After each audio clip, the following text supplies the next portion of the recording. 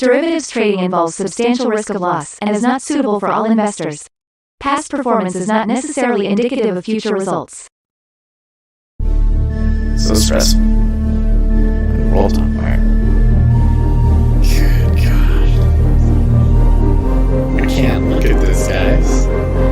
Like, my strategy is you buy it and you hope that you guys buy it. Yeah, but we all think you're crazy. You don't fight this. No way. The markets are freaking out and you don't think that anything is wrong? Come back tomorrow and I'll lose it all.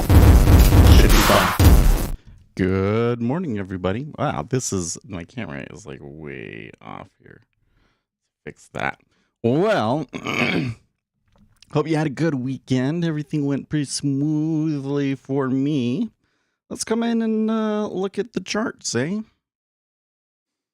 Move that over there. All right. Well, S&P 500 did not react too well to the non-farms payroll on Friday, which was actually a really good number, like about as good of a number as you could have gotten.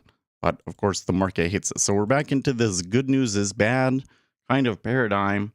Here in the Treasuries, you can see pretty massive push down, although not as big as earlier in the week, of course. Here on the open in the Treasuries, we're getting a further push down, which has me a little on edge, to be honest with you. Oil pushing new highs, cutting back up to the 120s. Man, oil. Gold, well, okay, natural gas doing okay. Gold and silver got hammered on Friday as well, but yeah, it's not too bad. I guess it could be worse. Silver, that's interesting. Silver having a little jump there. And then Kappa had a huge move on Thursday, but they gave a lot of it back on Friday. And what about cryptocurrencies? Well, cryptos had a pretty concerning dip going into the weekend. And then beginning of the week, another rise. Well, I don't know. Cryptocurrencies continue to go sideways, and this is like the most sideways I think I've ever seen them. So I'm merely gonna say that's interesting. And then we've got the dollar. The dollar's still hanging out around 102, which is where it's been. It's been around there for quite some time. So we are getting a little bit of a move here in oil. Selling. Let's see here. Okay, so I don't have my news squawk on. And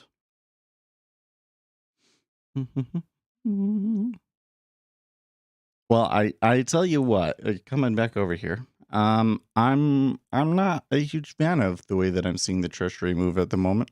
So there was a pretty strong impulse right off of the open. I don't know if that really means anything or not, but we're already seeing it revert a little bit. So we kind of have a pretty light week in terms of like economic releases and so forth. So I'm a little concerned on edge, I guess you could say, for that. Let's get all that set up good.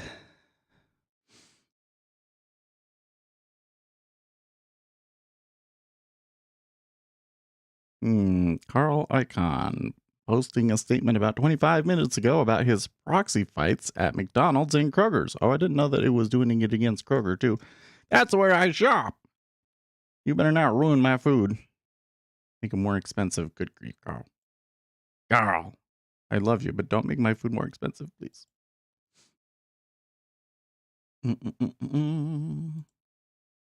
Oh, you know what? We screwed up the privacy on this. We screwed up the privacy. Public. There we go.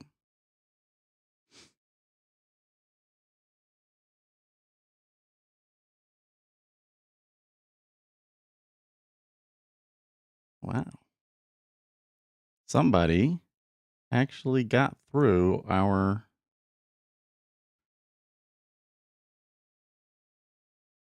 spam filters.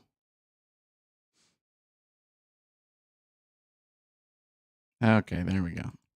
Sorry about that. We get people come in. Maybe we'll redo our opening bit here when people come in.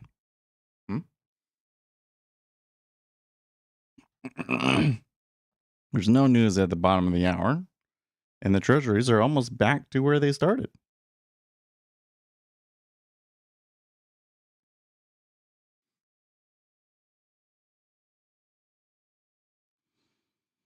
Well, let's come into Twitter. How Binance became a hub for hackers, fraudsters, and drug sellers. Eh.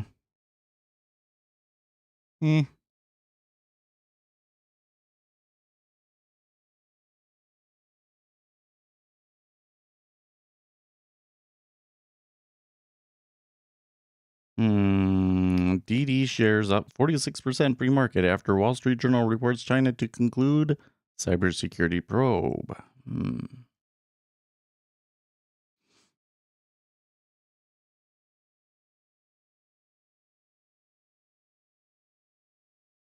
There's not too much going through here.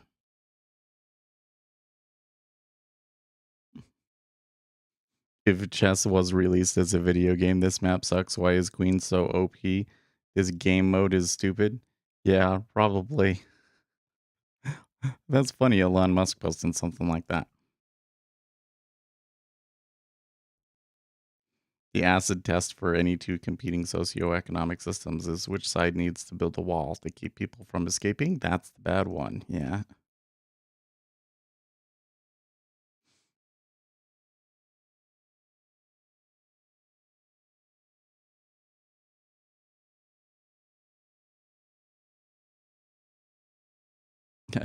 Be dumb follow price. That sounds like a not helpful. Oh, love.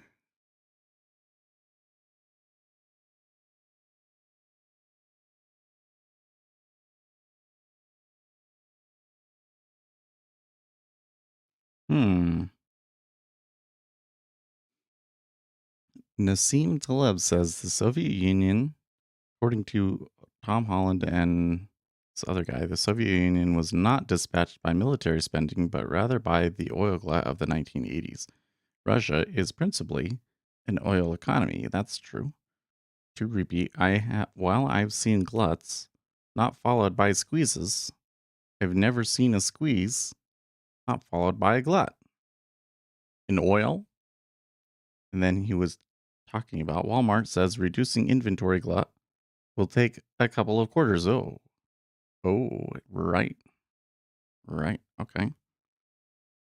And then so he's saying we're having a glut in Walmart, and then we're likely to see a glut in oil. That's I think what he's saying.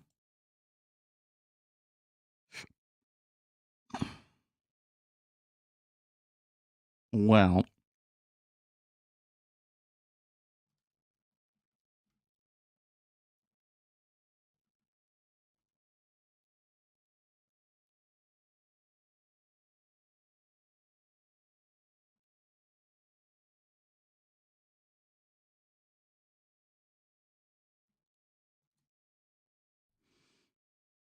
oh, Michael Burry posted a tweet. He hasn't deleted it yet. Once 21 years ago, I walked past Charlie Munger sitting alone on a bench. Never have I sought to meet my heroes. My advice is to do the same. Well, I tell you what, if you put anybody up on a pedestal too high, you're always going to be disappointed. That's for sure. I guess the eventual goal is to surpass your heroes, right?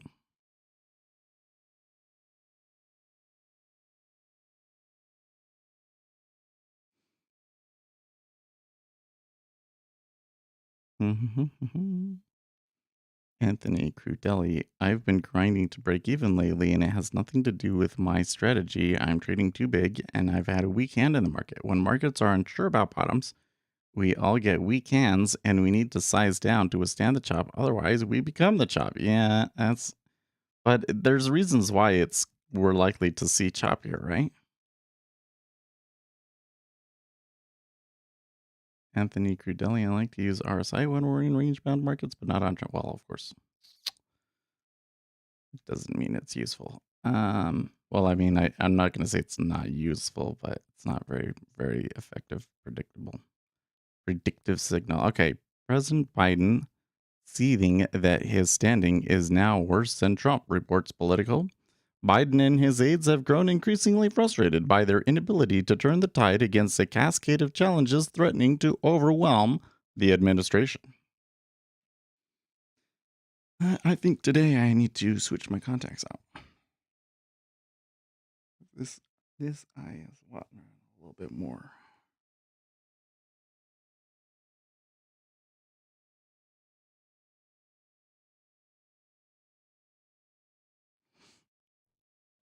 And let's see here. How are we doing on the live stream here now? We got everything good? Yeah, we got. I think I screwed up at the beginning. Didn't have it publicly listed, so it's probably going to be a little bit slower to get going today than usual. Oh yeah, Toucan, good observation. Pentecost holiday is today, so that does not help either. Well, we're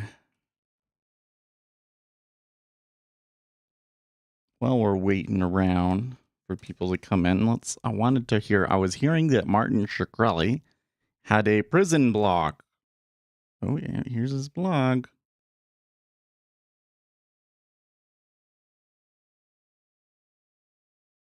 5/11 was his last post. Meet me on Quantirion.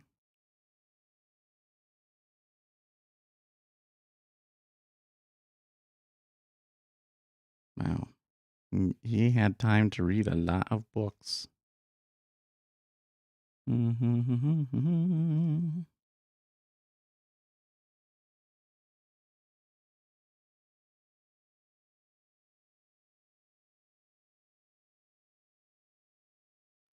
Oh, this is a big long list. Futures, I always believe in. I ran out of room in the last letter when having fun synthesizing some wild predictions of what the future will look like. One might wonder what benefit could possibly be derived from such an effort. I think it's important to explore the set of possibilities that could arise before they do. We know what the world looks like now, but we have a hard time enumerating the other side. It's inherently unpredictable, guaranteed to surprise us in every way. But if you try, you may be able to not just define some collection, but more importantly, determine if there exists a map relating them. Blah, blah, blah, blah, blah, blah, blah, blah. Well, all of his predictions are relatively, well, okay. 2025 autonomous vehicles emerge as the successor to mobile computing. A trend towards spending 8+ hours a day in your car begins. Why? Why would you spend that much time in your car? I don't think so. I don't think that people's need to travel is just becoming less. Like, it's getting to the point where you almost don't even have to go to the store anymore because flying robotic drones will bring your groceries for you.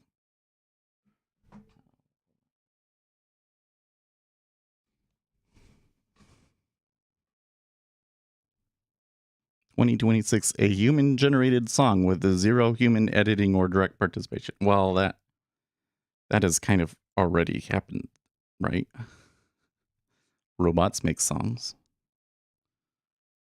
I guess you can't do it with zero human editing. Like, a human still has to tell it to generate it.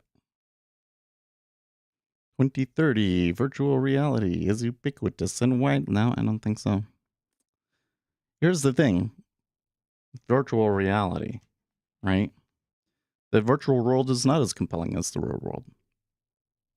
I think that this push is coming from people who like maybe nerds who stay inside all the time and don't like real life, but most people grow up.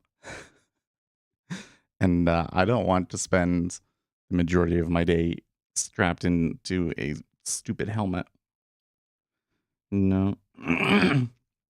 I think that it's probably going to be another 50 years before virtual reality is compelling enough to make people want to spend massive amounts of time in it like that. AI generated book charts. Well, maybe. Reinforcement learning humanoid robot soccer team wins World Cup level match. That one's interesting because I think probably we could get to that point by, what is it, 2040? But I don't think that there would be any reason for them to do it. Do you think that the guys over at Boston Dynamics would build such a team for that sort of a thing? Maybe.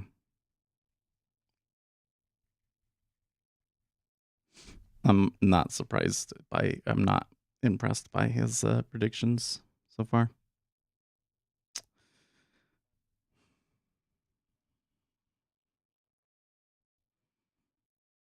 By 2025, Congress outlaws Bitcoin or crypto private wallets. I wish. Scenarios ranging from protests to mass migration to succession to civil intern conflict. No, I think that if they banned it, they will all just go away. Because the reality is that there are very, very few people that truly, truly believe in Bitcoin and would be willing to like actually fight, put their lives on the line for it or anything like that. The rest of them, they're just trying to get rich quick. Yeah, I don't think that would go. First LGBT or woman or both becomes president. Okay.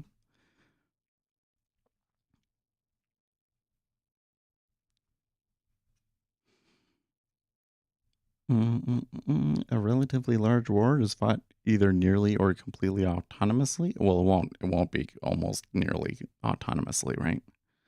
But autonomous warfare will become a more important part of the battlefield.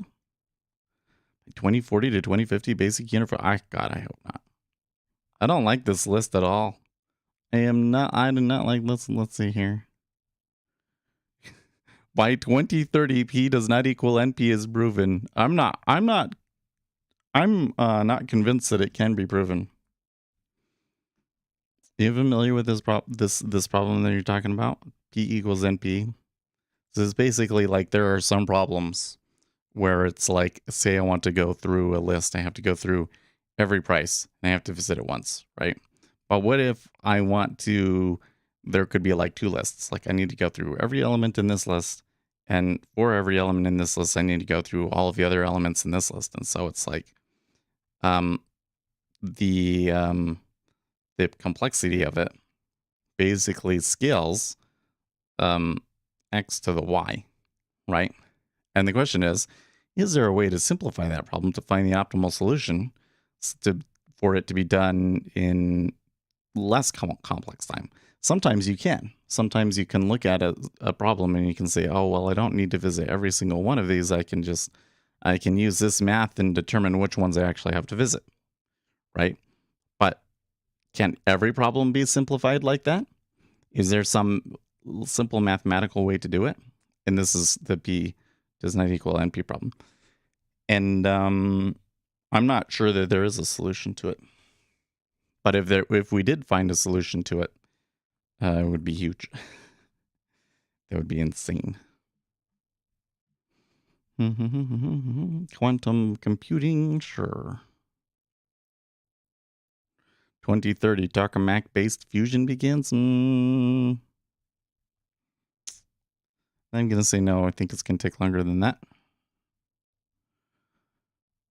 Like we might have a working reactor by 2030, but it won't be like ready for prime time and like actually generating electricity for people till much longer than that. It'll probably take a very, very long time to get that technology to be efficient enough. It'll be expensive too. Room temperature superconducting becomes ubiquitous. They have found room temperature superconductors, haven't they? But I don't think that that's become common in electronics yet. And you still have to find a manufacturing process for it.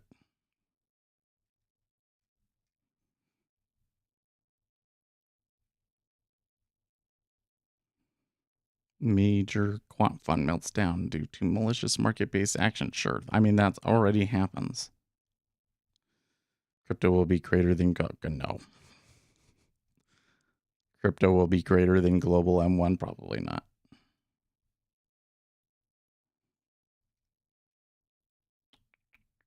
Web3, man, he has just bought full bore into the cryptocurrency thing, hasn't he?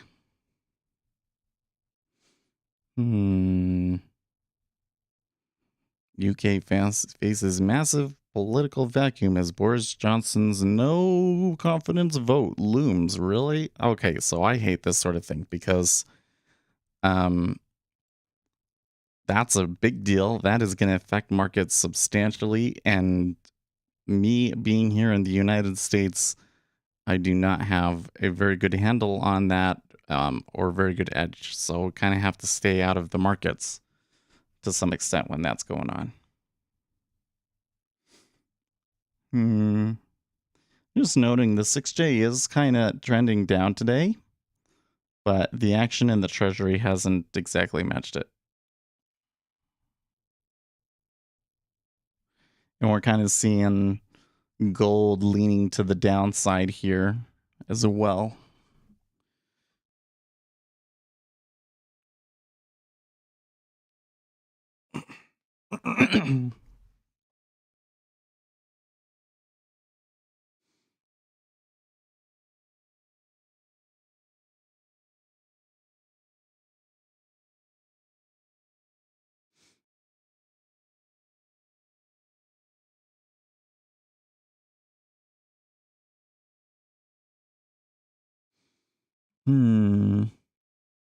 This is I hope that what we got right now is not what the rest of summer trading is going to be like with all of the zaniness we've seen the first 6 months of the year, right? Like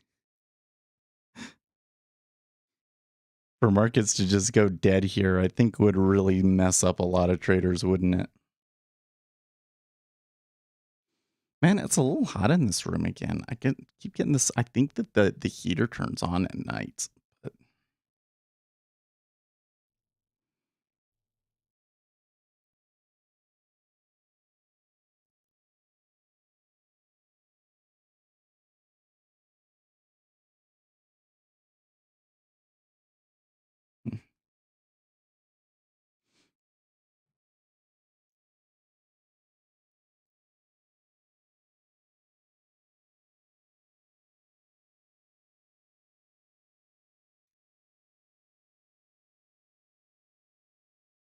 Elon Musk, sometimes I think my list of enemies is too short, so ... Oh jeez. Oh jeez.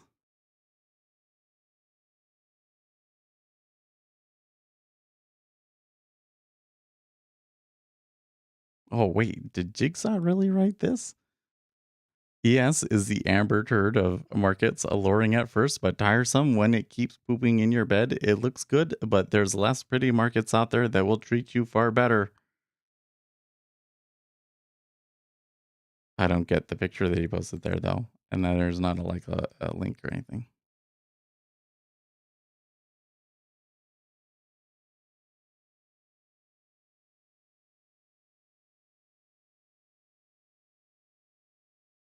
Oh really?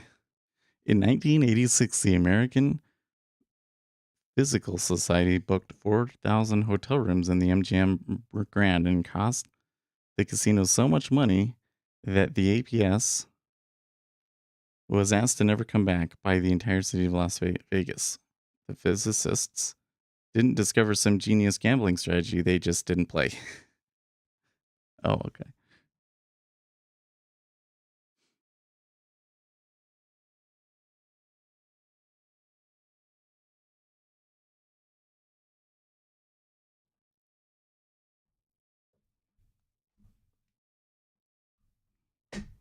Ooh, Bitfinex retweeting B. Graham Disciple. I don't know who that is, but Protic companies that genuinely expect to grow revenues 50% annually for many years to come do not lay off 10% of their workforce. Yeah. Yeah.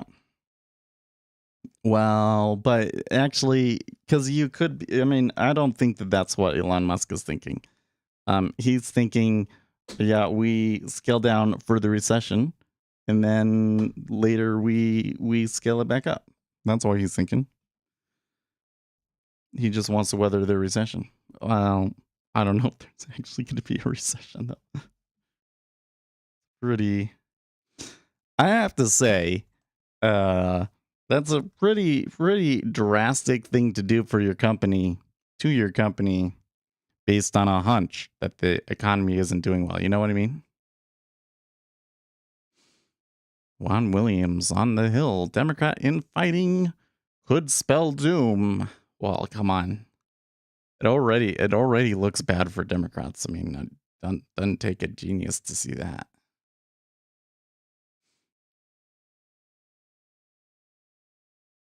Okay, Nassim, more on this glut, I think. So the error is to anchor on specific items rather than a dynamic basket. There has been a loss of financial sophistication with crypto/blockchain generation.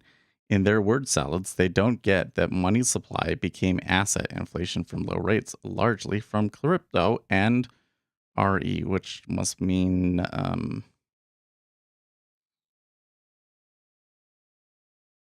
don't know what RE stands for here. Oh, this doesn't have to do with the supply glut. This is just inflation. Supermarkets, A and B are in the same town. A advertises it sells some butter brand 53 cents a pound cheaper than B.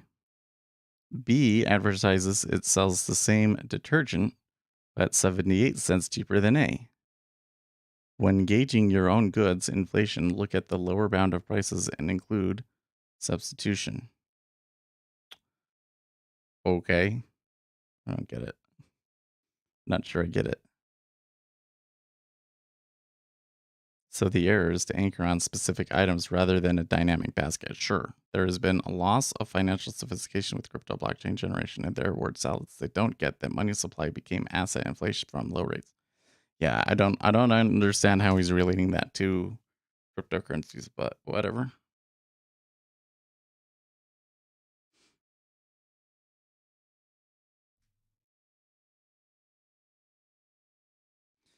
Let's check the temperatures here because it just seems really hot in here to me.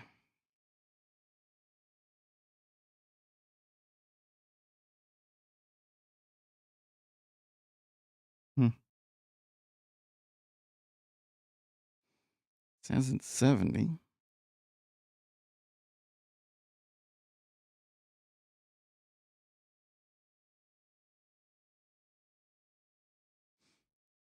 I'll force it to turn on here though because it's hot.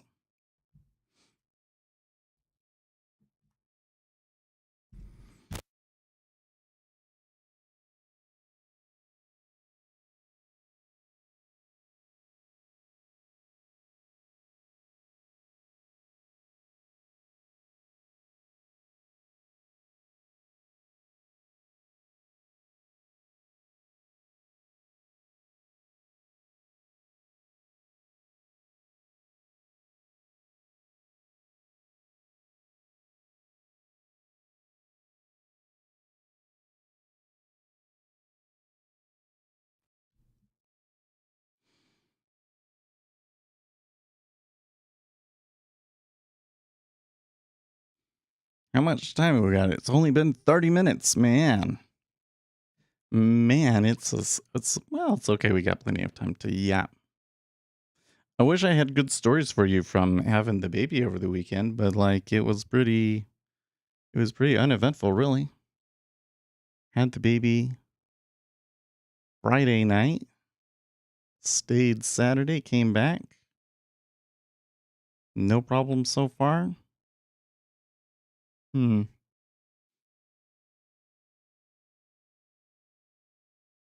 Yep. And it's been now I'm sure that at some point taking care of both the baby and the toddler is going to be a real pain in the butt, but my wife's parents are over. I took the week off and I'm sitting here like, well, if her parents are over, maybe I shouldn't I've taken this week off. I should have taken next week off. I don't know.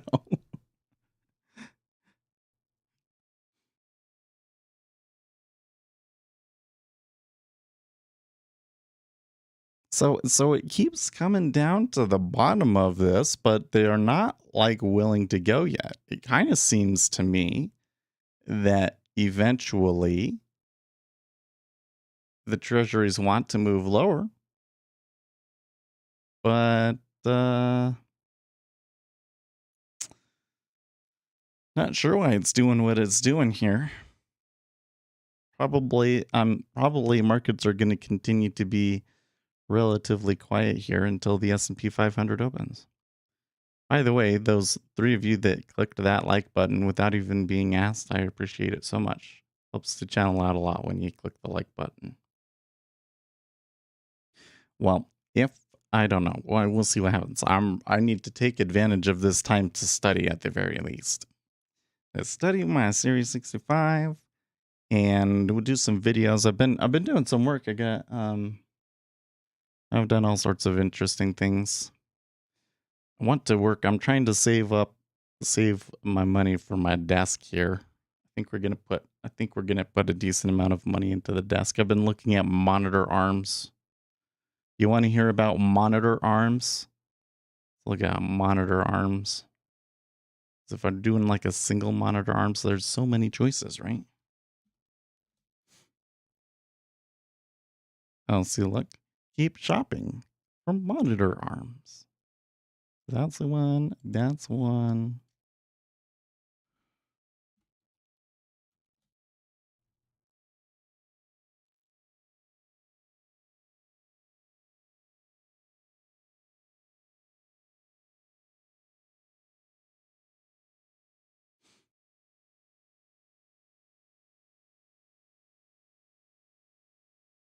Limited time deal. What is the deal?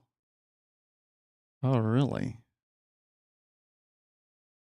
Why are they trying to get rid of them? I may go with that. I may go with that.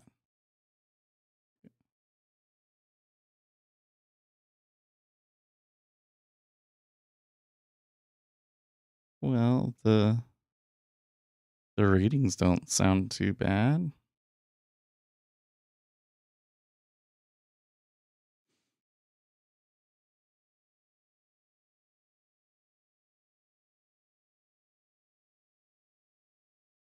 Oh, where's all the bad ones? Where's all the 1-star reviews?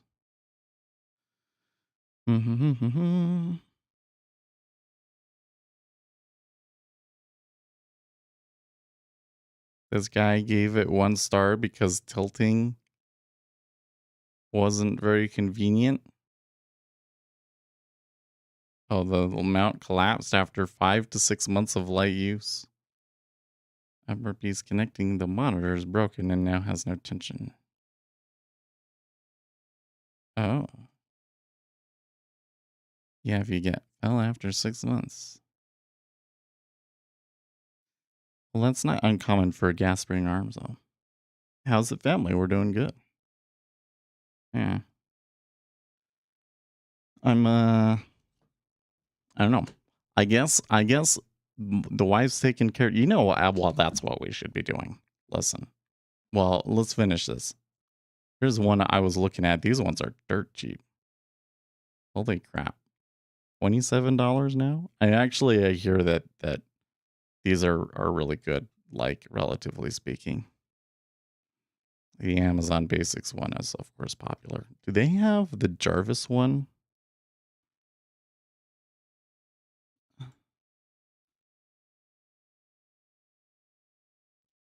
Is that not on? Oh no, it's still there. It's just a lot more expensive. No, that's not it. That one right there. I've kind of been leaning towards this one because it's got like a longer warranty, 15-year warranty and color options. See, and they're not putting that one on sale, right? I'm wondering though, there's prices like that was not like that the other day. when I was looking at it. So I think that it's starting to go, oh, he wants a monitor arm, but he doesn't like the prices. So let's bring the price of everything down.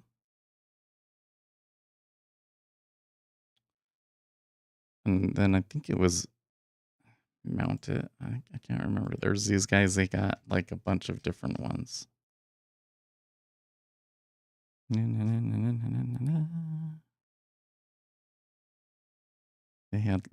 had like a cool gaming one.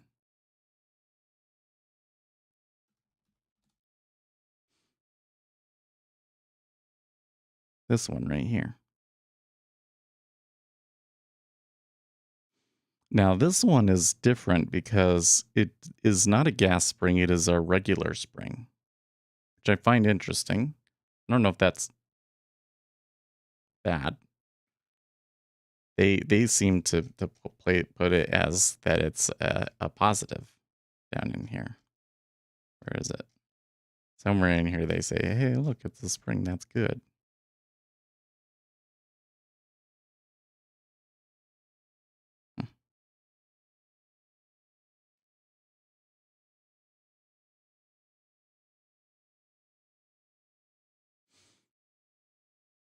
Hmm. Well, anyways, so you got like, this is the cheap one, but I hear that it's pretty good for how cheap it is. There is this EVO, which is just on really deep discount, but it sounds like the gas spring arm gives out after a while. Then we've got the Fully, which is kind of the more the workhorse. I still don't know what I go to. These ones I would be willing to try it if it wasn't red, because I don't want red. Doesn't really match with the room. Anyways, those are kind of your choices with monitor arms. Let's go pull out my camera here and see if we can see the pictures of the baby here.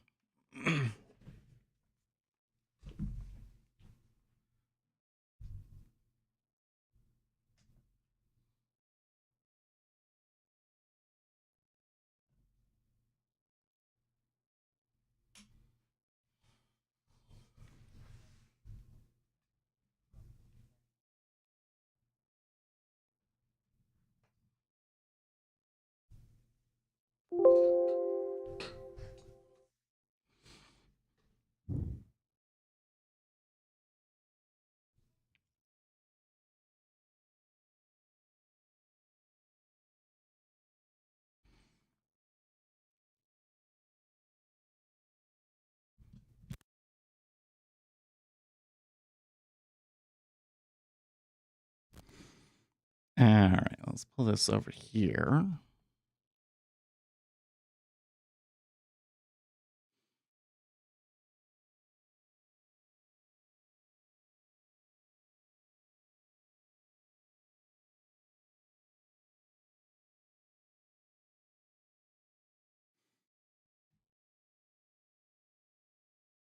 Just change this so they open up over here so I can preview them first.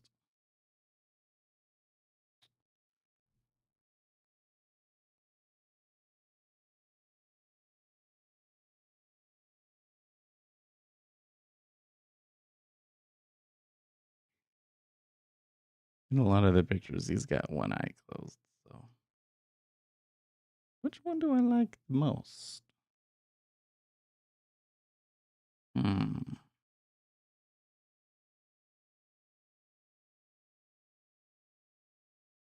Maybe 35 there.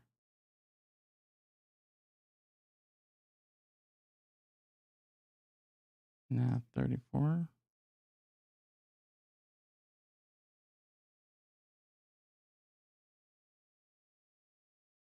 Thinking I'm leaning on this one right there. Oh, yeah, that does look good.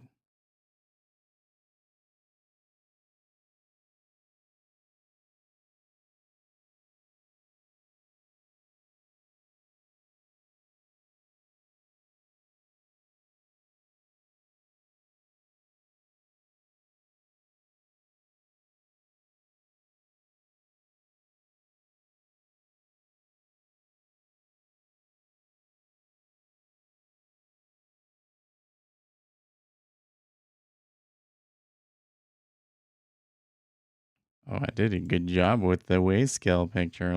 Wait, let me double check here. I'm not.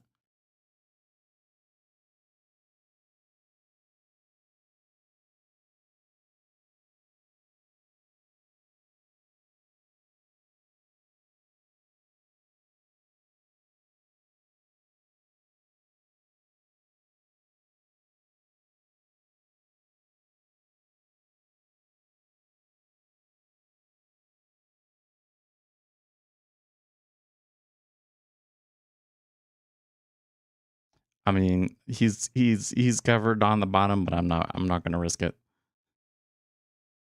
It was basically he was 8 pounds. I didn't pass out this time.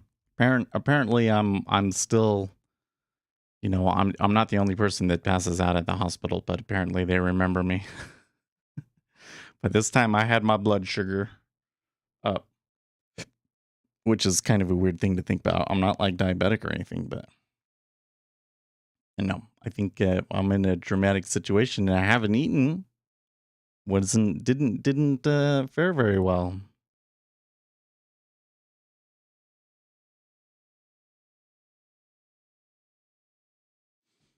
Oh, these ones are great.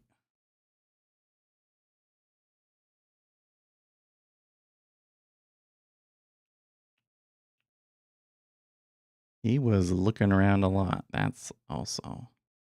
He look around a lot more than Asher did.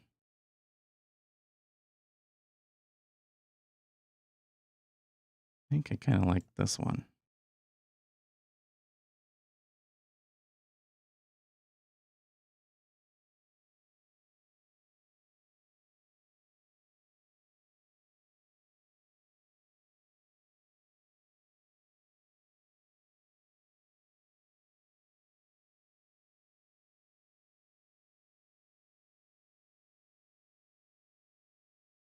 And this one.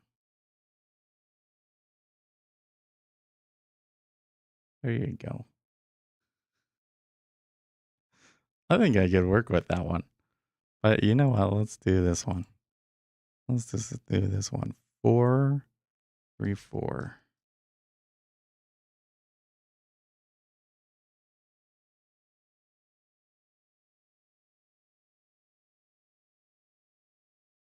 Wow. It's pretty good, right?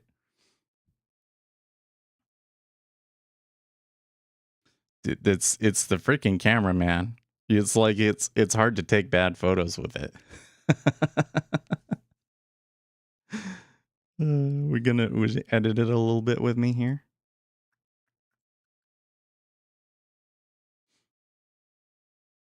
So I did not get the exposure very good on this.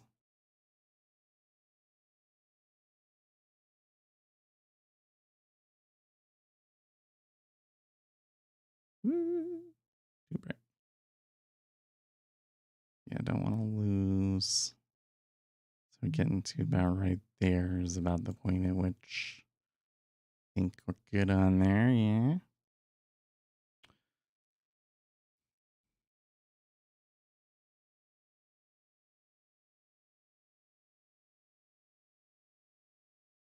I don't know how I feel about that. It makes it a little bit more vibrant, but I think that's fine. His name is Ethan. So so that was really weird. Was like we had a list of names and we didn't really spend as much. I spent so much time thinking about it last time around. But we had the list of names, and like last time, she wants to see the baby for a day before she picks on a name. And she's like, I just keep calling him Ethan, and that was not a name that we had discussed or anything. So I don't know where that came from, but apparently it was supposed to be named Ethan.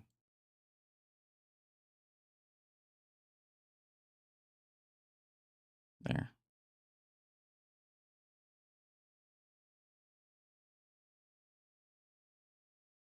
I think 1.7 is right. Okay.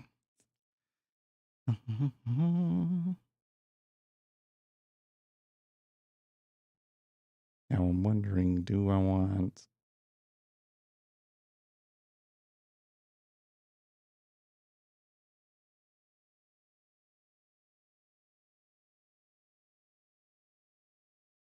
Can I like vignette this to be like the outside of it be vignetted?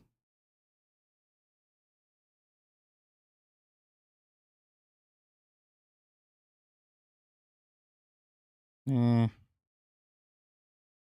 not really feeling that.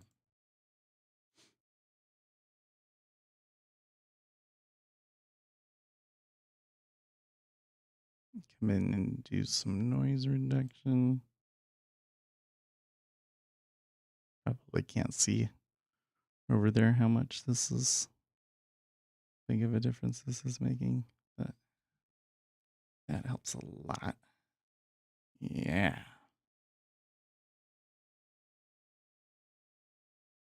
And then detail. I don't know if we really actually want detail refinement or not. Just a little bit of the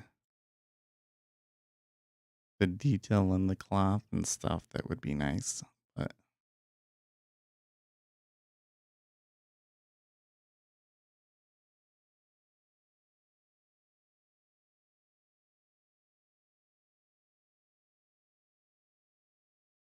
I can't even actually tell what. Okay, we do want to have it a little bit. Actually, maybe we want to have it a lot.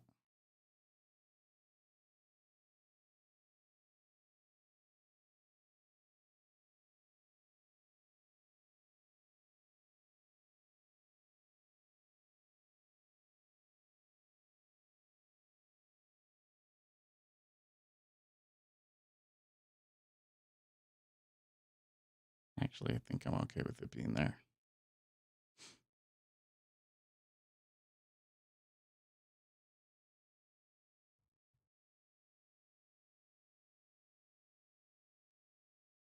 I feel like the only thing I would do is maybe get rid of that shadow from the binky, but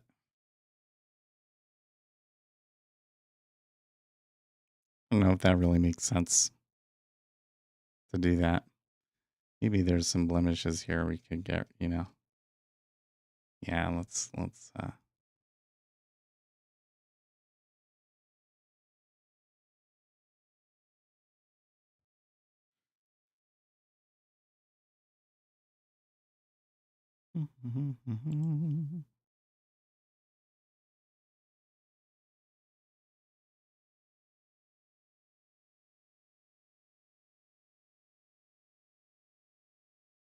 Oh, I didn't like that.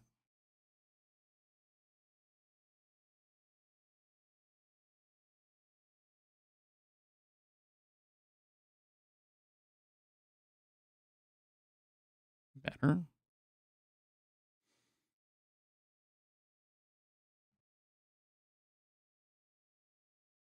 Maybe that little white section. Nope. Too much.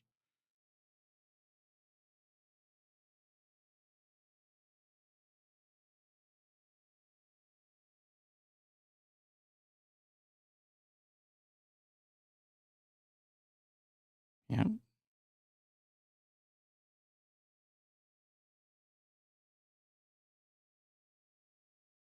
Yeah, some baby stuff on here. Baby stuff on him here.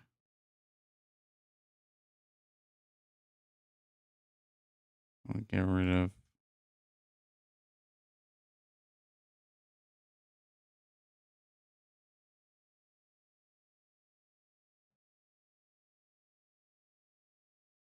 That's too distracting.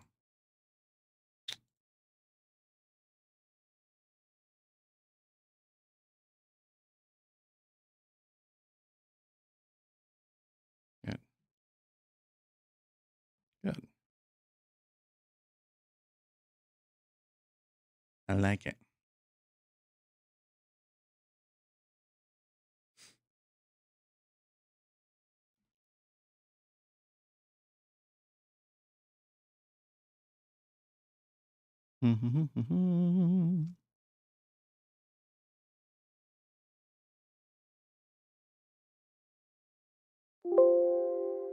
Oops.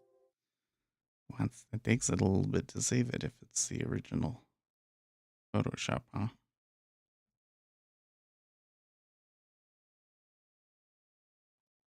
I could probably work with it more. We could add color grading and stuff to it, but I don't really feel like it's necessary for this photo. I think it's great just like that. Export.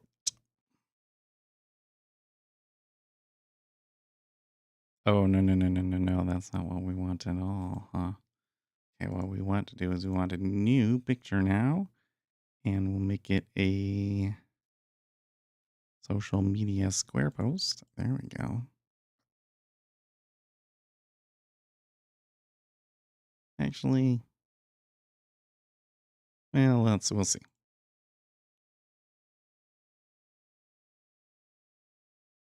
Copy flattened.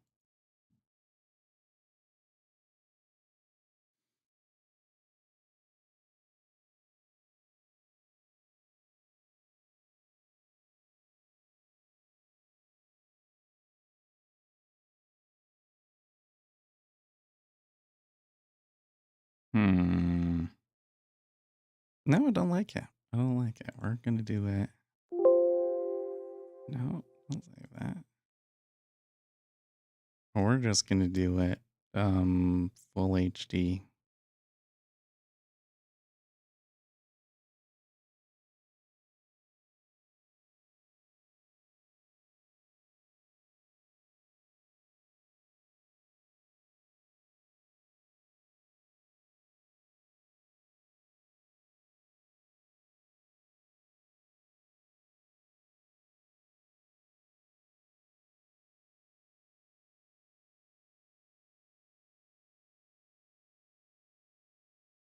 I need my grids.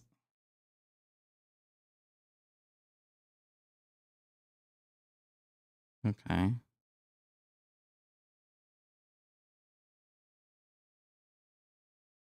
Okay.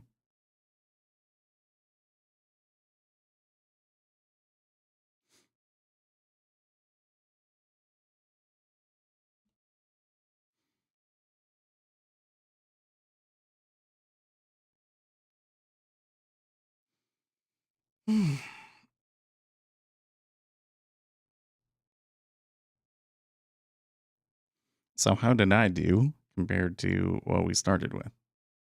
Yeah, I like mine a little bit better. It's a little bit brighter, more lively. It's good. It's good. It's good. No.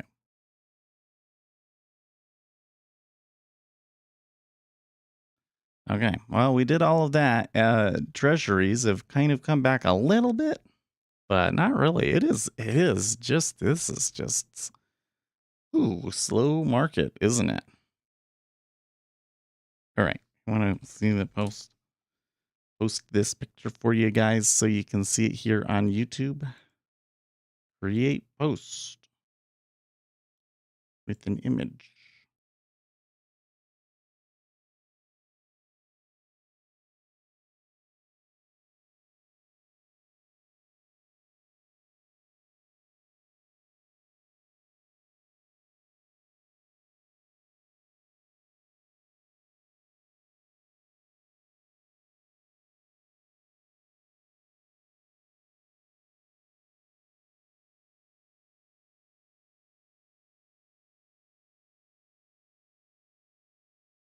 Oh, they won't let me. It has to be square for YouTube here. I'll do that.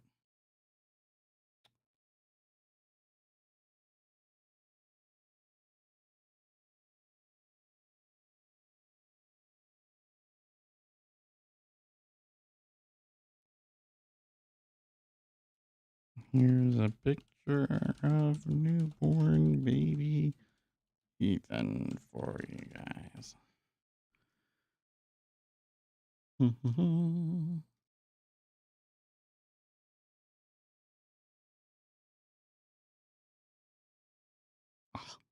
The picture that you guys get is not nearly as good as the original, though. Man.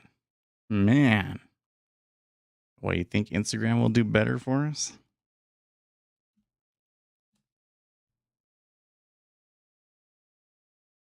Oof.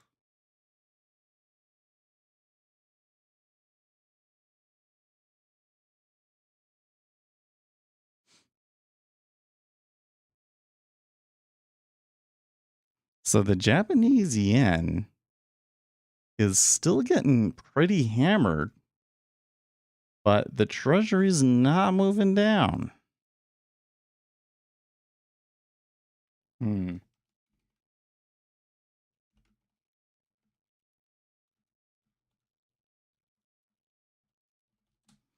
That is very curious, I think. I'm not quite sure what to make of that.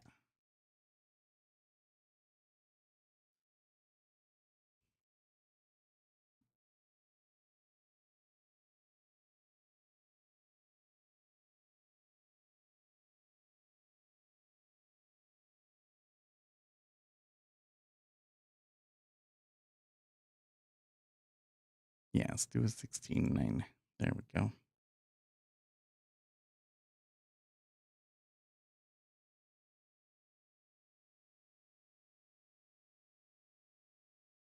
No adjustments.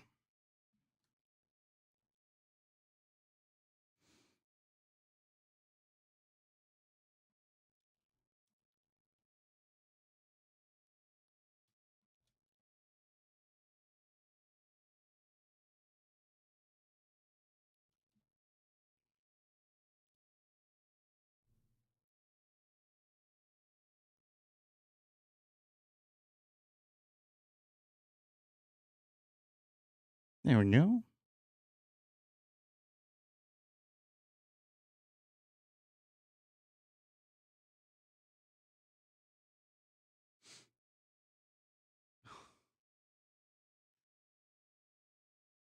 I need to take more pictures of my dog.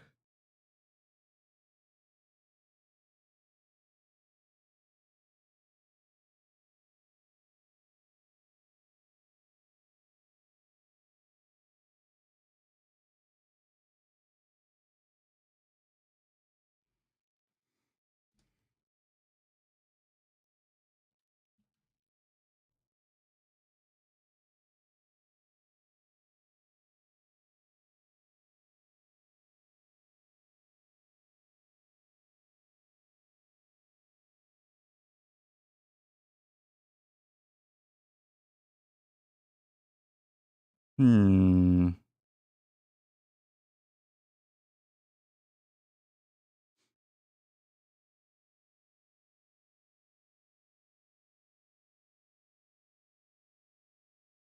And that take.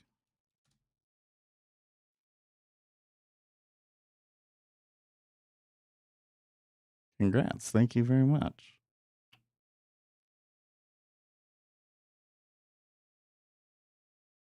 Now, my wife took a ton of pictures. Oh, the one that I took of him with her phone actually kind of ended up being a little better. Look at him. I always get this face. So, like, my first baby, Asher, he'd get this face. But when he had the face, it was like, why did you take me out of here? Like, I am not happy. Put me back in. Right. But this guy is just like, what is that? What is going on? That is so weird. Always got this like concentrated look on his face. Yeah, that's him.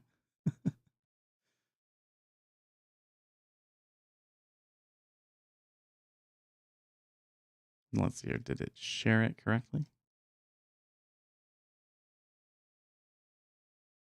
Kind of, but not really.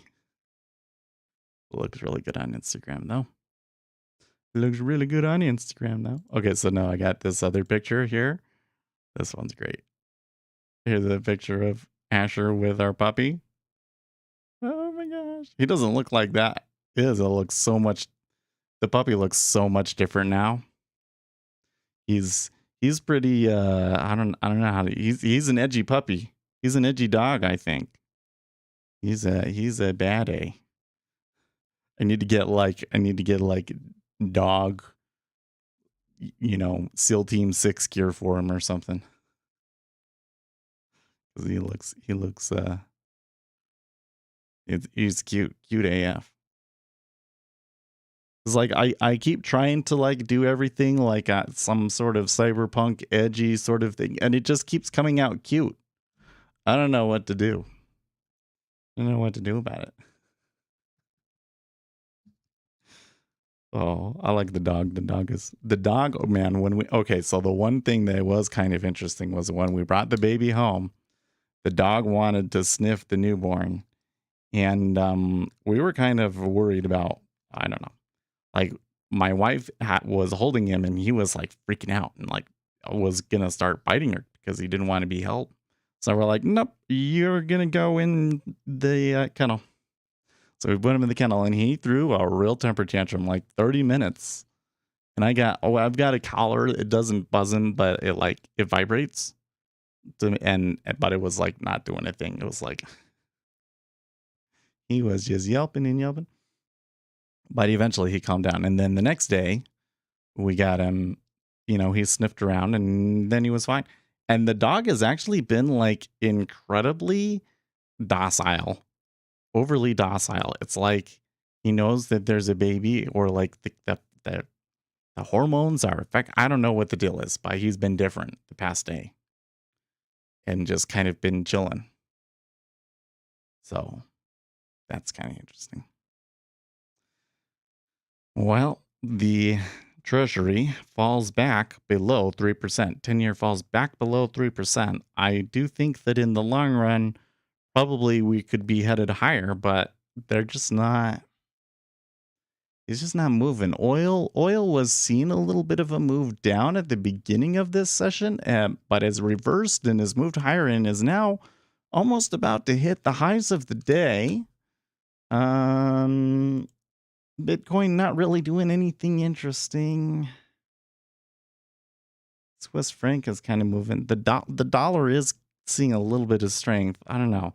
This could be a really interesting open here for the S&P 500. Like everything's waiting on them for sure, right? So let's see what they do. Probably we'll see a little bit of both ways and see which side wins, right?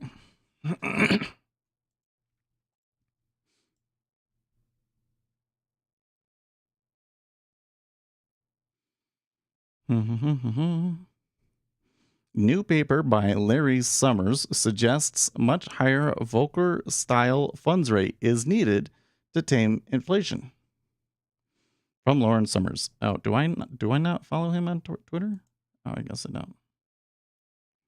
I'm going to add him. Hold on a second.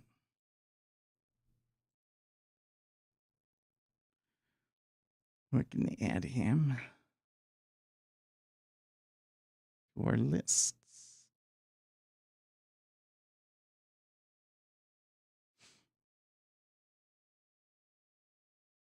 New paper shows past and present CPI inflation are more similar than official data suggests. When correcting for change in how housing inflation is measured, we find a return to target core inflation will require a same disinflation as achieved under Volcker. Ooh, that is a little disconcerting, actually. Like, one of the things, like Bloomberg will send me notifications to my phone, and like I like it, but I don't know. Elon Musk says he believes Twitter is breaching their merger agreement by not providing information about spam and fake accounts. Oh dear. Oh dear.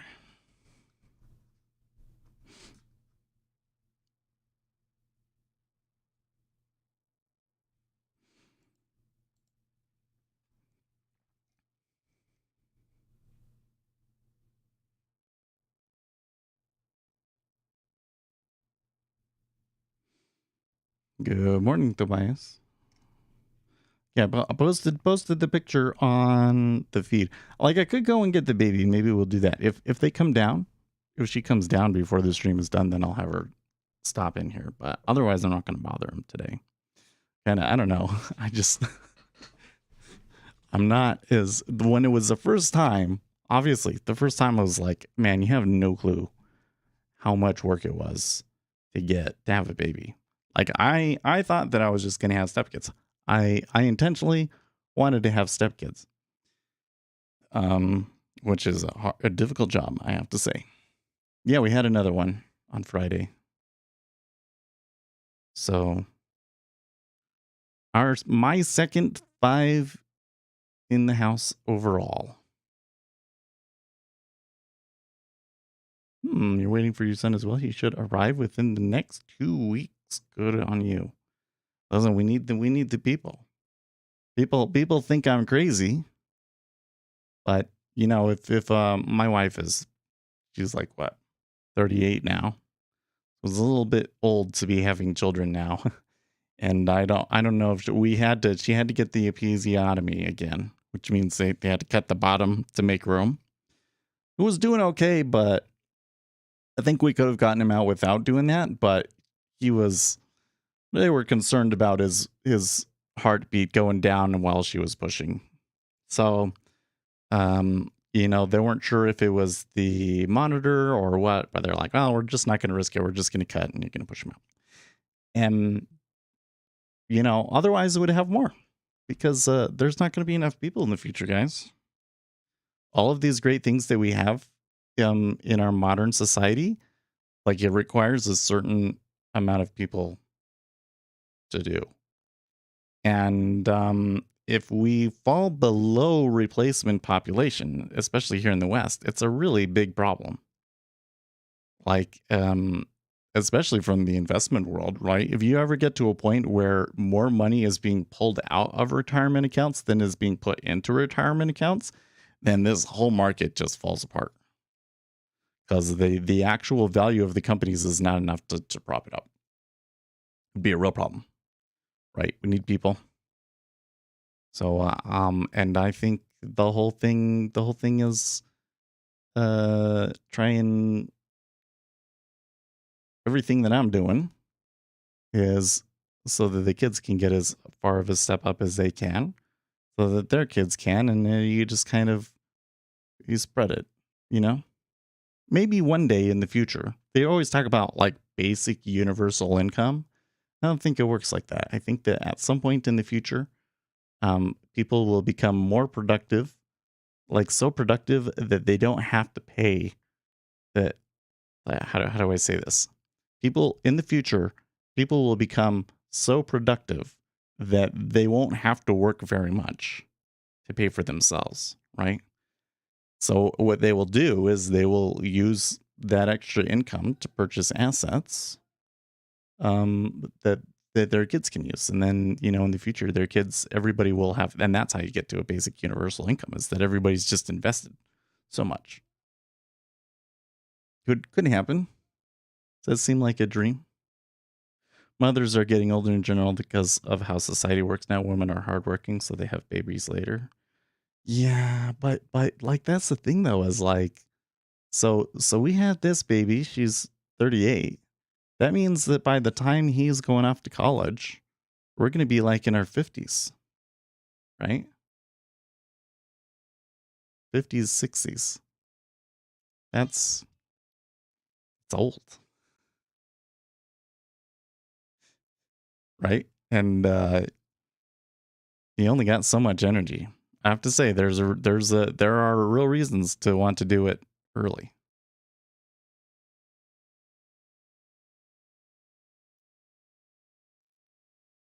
I used to think like that. Malthusian thinking pop should be less, but the new industrial revolution will be hard, man. I don't think Schumpeter's creative destruction can handle it. Well, I don't know if it's going to be, I don't know. So when you talk about the next industrial revolution, I'm guessing you're thinking more about how robots will basically be doing all the work, right? Because it won't just be getting. It's not just going to be getting to the point where like all of the work is being done by robots, right? But, there's another point, which is like, because the problem is there's one point at which the maintenance on the robots is cheaper than paying the people to do it, right? But there's another point at which the robots are so like there's almost no, you buy a robot and it runs on its own with no problems for like 30 years, like in the far distant future, right? Yeah, things, building things will be so dirt cheap. It'll be a very different world, won't it? Especially when it comes to the houses as the big one, right? Housing is so expensive, but if we make building a house cheaper, that's going to make a big difference in the world, right? We can't have 6 billion programmers creative work. Well, actually, I think we can. Like, like that's the thing is that if the economy is so like what would be an example? Well, like food is probably a good example, right? Okay, so we have become so efficient with producing food that the United States like literally pays farmers to not farm so that the price of goods doesn't drop too low. Because otherwise they wouldn't be able to make money from it, right? Like more and more industries are going to become like that. And you got to realize that for a very, very long time, through most of human history, farming was basically what people did. Like that was the most common industry, right? Now it's very few people do it. And so all of those people that were farmers, they had to move on to something else, right? Which was manufacturing, right? And then manufacturing started to become so efficient. It's not quite to the degree of which farming is, but those things start to become so efficient, people move on to services. And then I think that, yeah, at some point, like services become basically the industry will move on to the thing that is not efficient, right? The thing that's hard to do, which in our world today is like creative work and stuff like that. Creative work and ideas and coming up with new products, right? So yeah, you will have to, because people aren't just going to sit on their butt all day. They're not. They're going to go and find things to do, and there's still going to be an economy in the good or service that is more rare, right?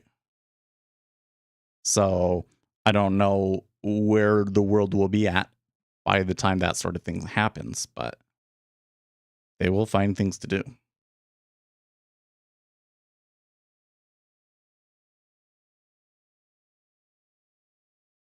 Yeah, I'm not afraid of productivity gains making things cheap. I'm worried by the thing you're saying right now. Government subsidizing people not to work just so prices don't go down and keep their spending. Yeah. Well, I think that there's a real problem with governments. Like debt is a thing. Man, is my wife not getting the baby? Hold on a second. The toddler, rather.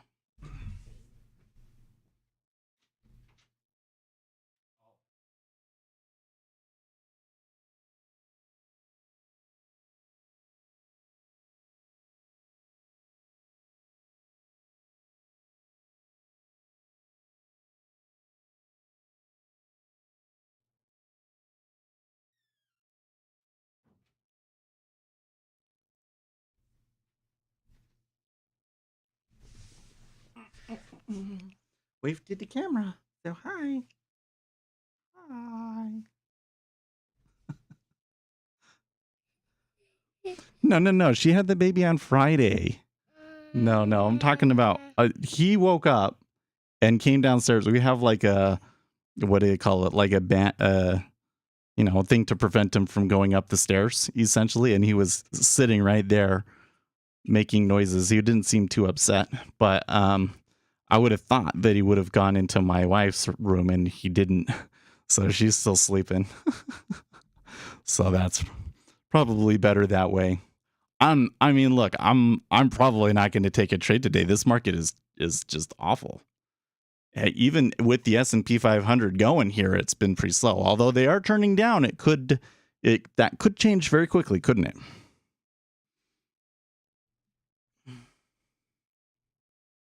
With how fast we're losing farmland with population growth, I wouldn't worry about keeping prices high. things would change. Yeah, baby stream, right? I'm personally like the whole thing about like basic universal income and like people not having work. That's not complete nonsense. It's just this kind of presupposes that like we'll get to this world where like nobody will know what to do, and so they'll just sit in their houses all day and starve. Like no, people are going to find things to do, right? And they're going to go and find things to do in the economy, and if there really isn't like valuable things to do, they're going to go and invent new things, right? Like people are very resourceful, right? So the whole idea of basic universal income, in my opinion, is just silly. It's just silly. But the whole objective, I think, here in this world is to leave the world better than we found it, right? So that doesn't mean that like everything will be done for them, right? But the reason that we are able to have the standard of living that we do is because everybody before us worked hard. And it is our responsibility to continue working hard. Basically means get things set up for your children as good as you possibly can. Right? That's what I'm all about. And we are in a situation where like literally there are things that we do today that if we keep seeing population declines like we do in the US and the West, because other countries they're still growing in population, right? But as they become industrialized, like the same thing happens. And they're basically, the population scientists are saying right now that we're live on like the period at which the most people that will ever live, given current trends. We hey, maybe we shouldn't grow exponentially forever, but we've got to at least get back to the replacement population, or there's going to be real problems for our future. It may not be for us or for our kids or our grandchildren, but 100 years down the line, if the whole world is seeing population declines, it's not a good thing.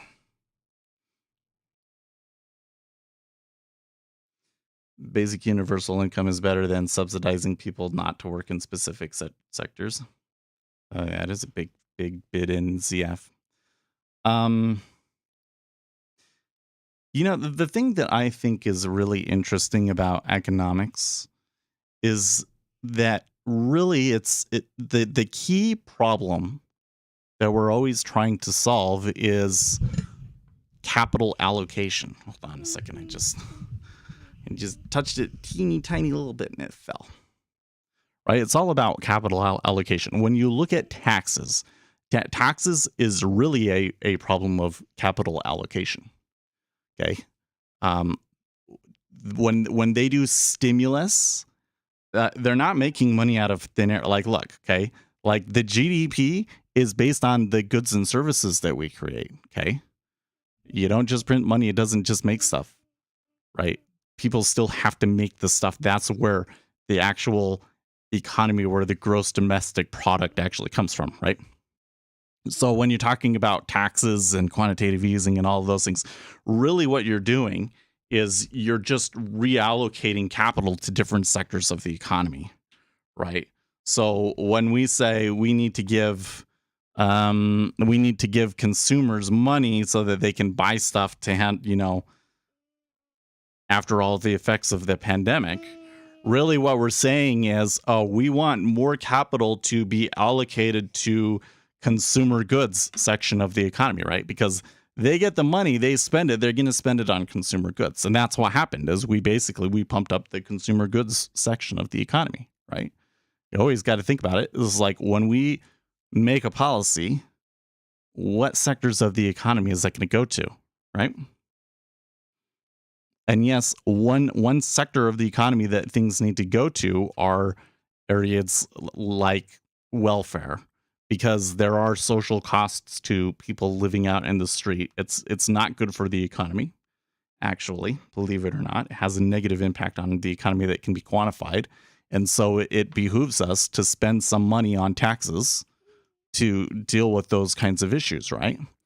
But you just got to remember that every dollar that you spend on that is a dollar that you can't spend anywhere else. And what's the optimal amount? Nobody knows. Maybe someday in the future we'll be able to calculate that precisely. But, you know, that's the decision that we're always making. They always try and present it as like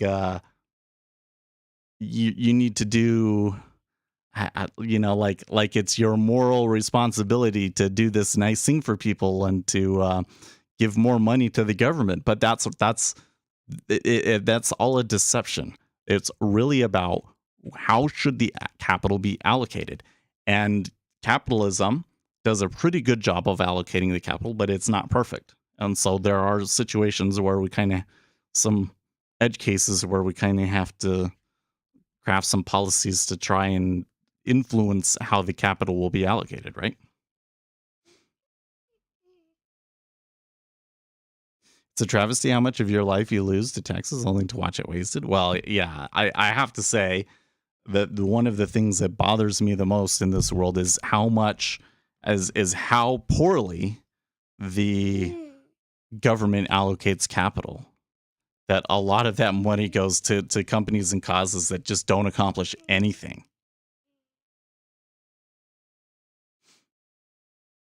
Henry Hazlitt? No, actually, you know, the funny thing is that some of these things about economics, I don't 100% know how I learned them. It was not like I read some economics book and it's just been an understanding developed over long exposure to the financial industry, you know?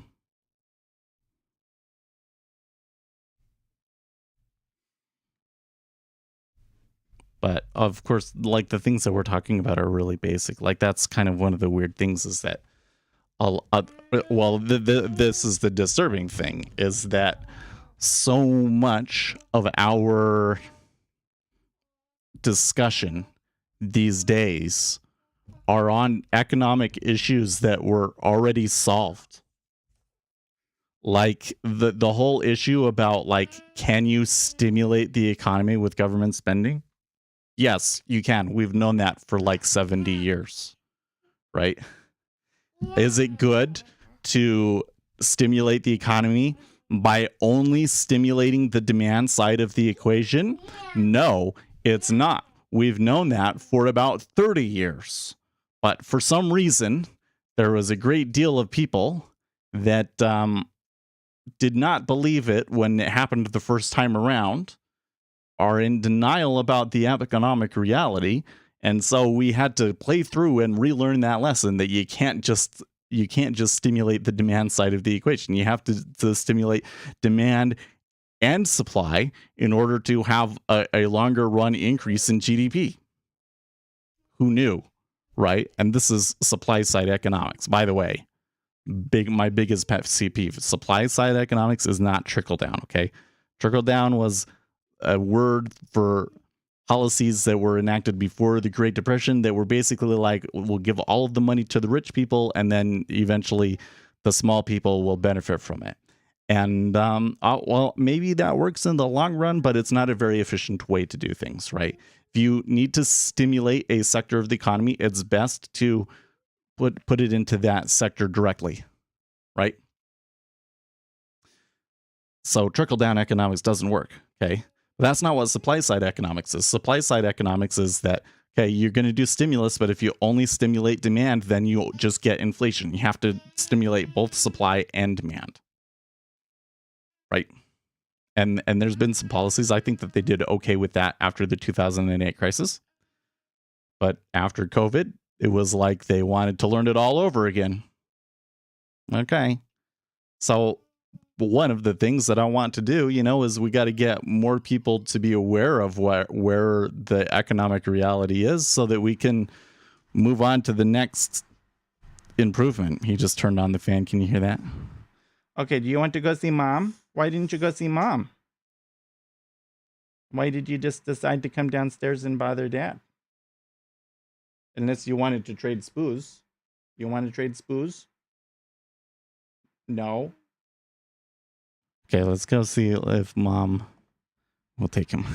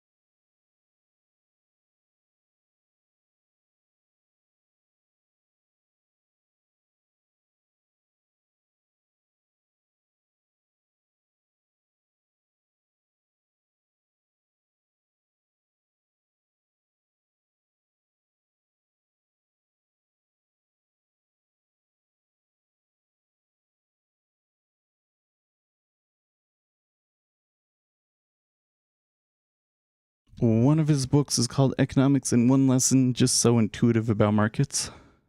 Oh, I think I've heard of that before. Need to take a breather after going down the stairs. You know what? I'm actually in okay health, like in terms of like I've been running and stuff like that, but like my system is just trained to like if I even move a little bit, like go full bore and then calm down real quickly, you know? So it's like going upstairs. I'm like, okay, now I'm good, right? See, well, I took, when was it? When we were having that strong down move on Wednesday or Thursday, whenever it was, I kind of had worked out a position. So yeah, in fact, would have liked to have kept it, but would have liked to have taken more out of it, I guess. Oh, I guess we did have a breakout, didn't we? It's only by like 2 ticks, though. I don't know. I don't know, Lucas. I really don't like the look of the treasury market today. Like I think that will eventually we will move down. Yeah, it's a swing trade. Yeah.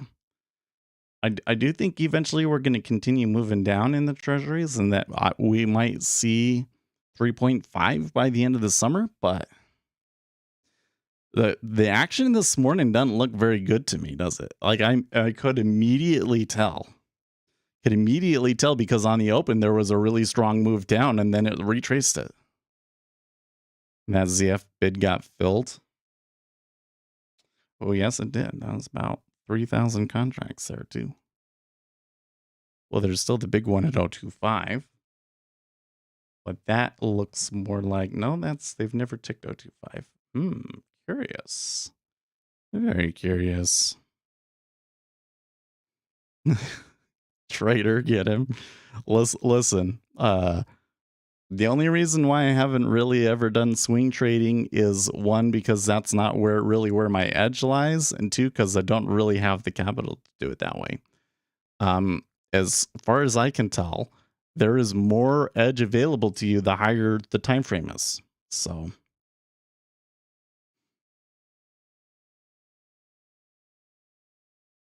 yeah, okay. So now the headline that I'm getting on Elon Musk is that he may withdraw his Twitter takeover bid. So I wonder if Twitter is going to get hammered today.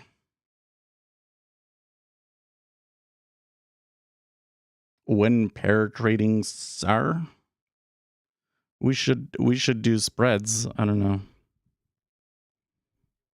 Depends on what you mean by pair trading.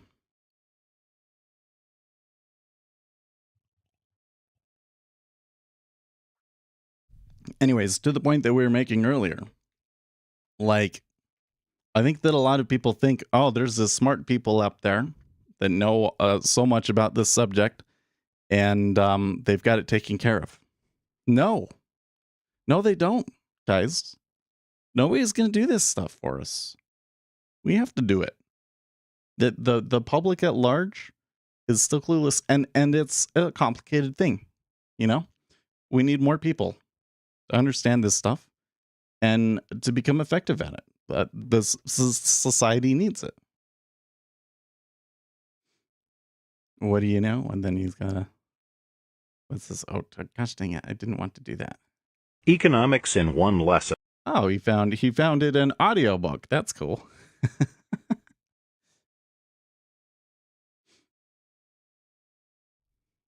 Like it really bothers me that you got somebody like Larry Summers. So did you? Oh, let me go find this. Where was it?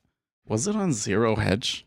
So you guys remember earlier when, the beginning of 2021, and Janet Yellen was 100% behind Joe Biden's plan for more stimulus. Remember? And we're all like, well, this is dumb. We don't need it. And she's basically like, she's a smart person and she knows better. And she's just going along with what the administration says. And she's just like selling out or whatever. Have some self-respect, Janet. That's what I remember saying to her at the time. Well, turns out that the whole time she didn't really like what they were doing.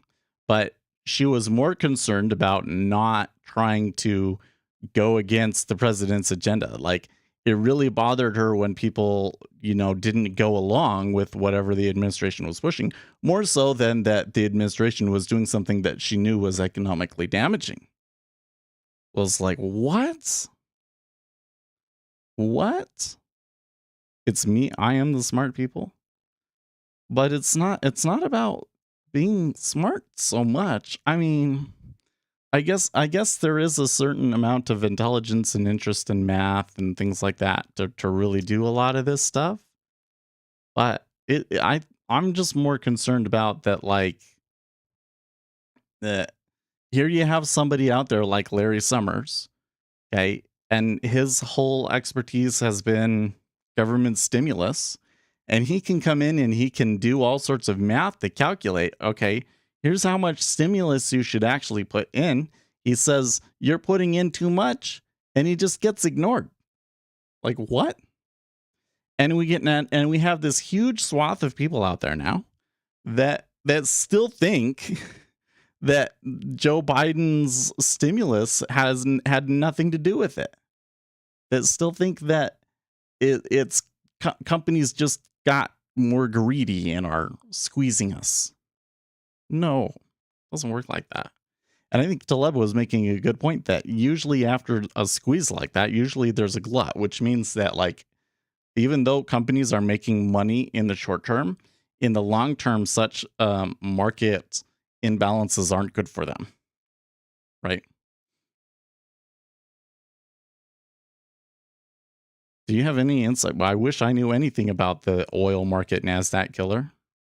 I do not. I am not up on oil. That's the sort of thing that you would have to know if you were going to be an oil trader, right? Just like we got to know about the economics and the bonds and everything to trade treasuries. Never think you're smarter than the public? Well, no, but that the whole point here is that I think that everybody kind of puts this stuff up on a pedestal where it's like, oh, I'm never going to do this, and these guys, they got it all figured out. But that's not the reality. The reality is that if you're a 21-year-old and you're thinking about what major you're going to go into now, and you want to have a real impact on the world, that finance is probably one of the best places that you can go. Especially if you're into the math. because our understanding of this stuff is still very elementary.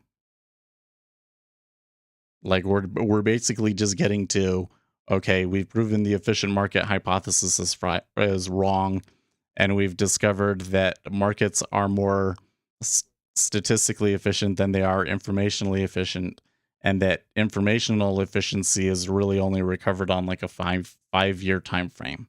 So meanwhile, you have all of these people and companies making decisions based on current market prices that are not a reflection of the current available information at all. What do we do about that? Right? So we're only just now getting to like the big question in finance. We're going to need people to solve it. And everybody thinks, well, that's not me, but it could be you. It could very easily be you. All you have to do is be of the right age and say, I'm going to be the person that does that. And you would be involved in that for real. For real. I heard a report targeting $180 a barrel this summer. Could be like, maybe it's convenient now to say what she is saying as it is. No, well, but that's the thing. That's the really interesting thing about it, Lucas, is that she is still more concerned about towing the line that the administration has set. And what she is saying about this came out in a biography that's being written about her that she's been helping them put together or something like that. So like she had to dispute what was put in her biography, right? The whole thing is just really bizarre. It just kind of shows like the bizarre position she's put herself in. I don't know, man. Maybe it's just me because I'm the disagreeable type, right? That move down in the 5-year was pretty aggressive, wasn't it? I don't know. I think that overall we want to be short here in the treasuries for sure, but I don't know if I could go short 118.10 for instance and hold that. It's just, even though it's moving down, it's not the best action in the treasury. Although the S&P 500 has pushed higher, so that's probably helping. It does look like when the treasuries broke lower, it was because the S&P 500 was moving up, so. It baffles me how people nowadays think entrepreneurs are meaner than ever. I mean, we used to slave people, but government is just saints trying to save us. It really is kind of weird, right? But what happens is that people get into tribal mentalities, right? It's so easy to get people into a tribal mentality. So why, like, I'm telling my kids, like, I don't think they get it though, and I don't know what you say to them for them to get it. Okay, like who you hang out with matters. Okay, because you will develop this tribal mentality. Like, you can't hang out with a group of kids. Let's just say that the kids that you're hanging out with are like doing, not that my kids are involved in any of that sort of thing, but let's just say that the people you're hanging out with are lazy. They sit around all day and they just smoke weed. That's probably what you're going to do. And I think that people kind of think, well, okay, if you hang out with people that smoke weed, you are more likely to be a loser and just smoke weed all day too, merely because you chose to, you're hanging out with those people because that's how you actually are inside or whatever, right? But the reality is that the people around you have a significant effect on you in ways in which you are not consciously aware of. They say that you're the sum of the 5 people you spend the most time with. And it matters, and if you hang around with people that are motivated and want to make a difference in the world and work hard in school, etc., etc., you're gonna do better, right? So why is that? Well, because humans are group animals. Okay, the whole thing, the whole reason that we evolved to where we did was because of the social aspects of it. We evolved language and culture and all of these things. right? And the reason that we survived as opposed to, like, say, Neanderthals was because of that group cohesiveness. There's actually some evidence to suggest that Neanderthals were actually smarter than us, but they were not as aggressive and they were not as tribal. And that's why we survived and they didn't, right? So it matters. And you'll see it in politics all the time. People will develop a certain group identity, and the group identity always turns into in-group, out-group.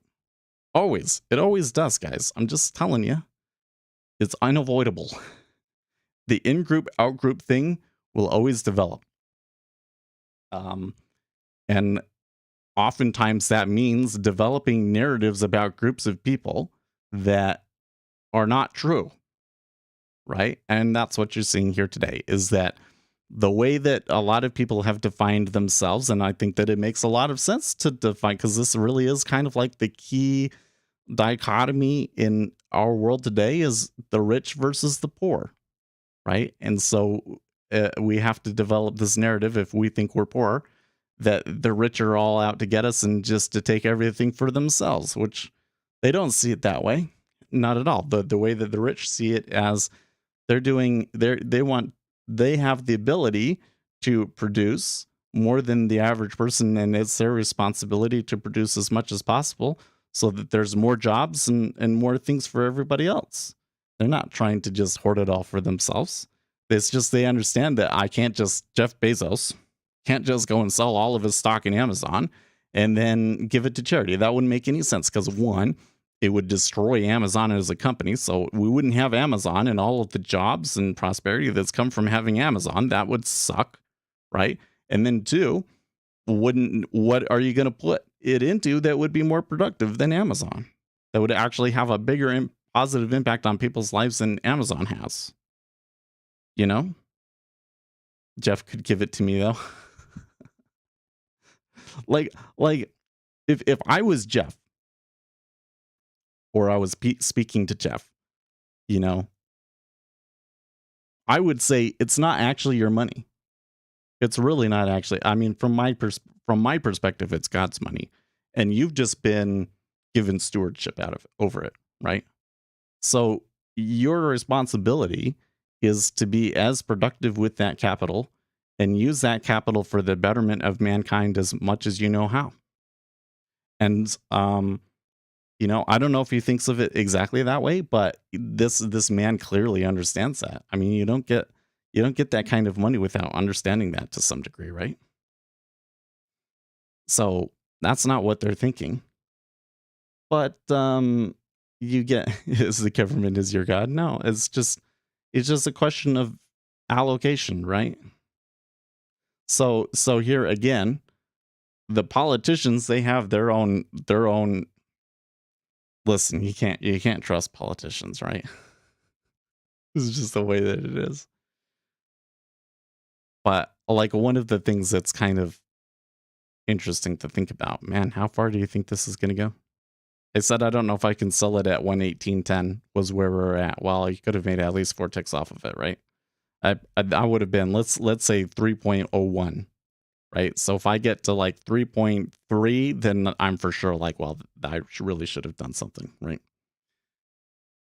Anyways, how do you craft things so that you can still have that group cohesiveness, but that it doesn't lead to erroneous decisions?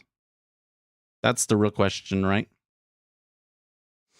Well, I actually think that we developed a pretty good system, you know, a few hundred years ago in empiricism, right?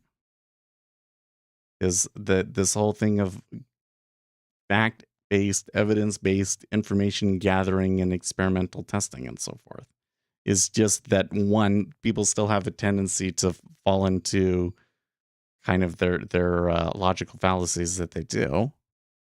And two, it doesn't work for everything because we can't test everything experimentally, right? Well, that's what's going on there, right?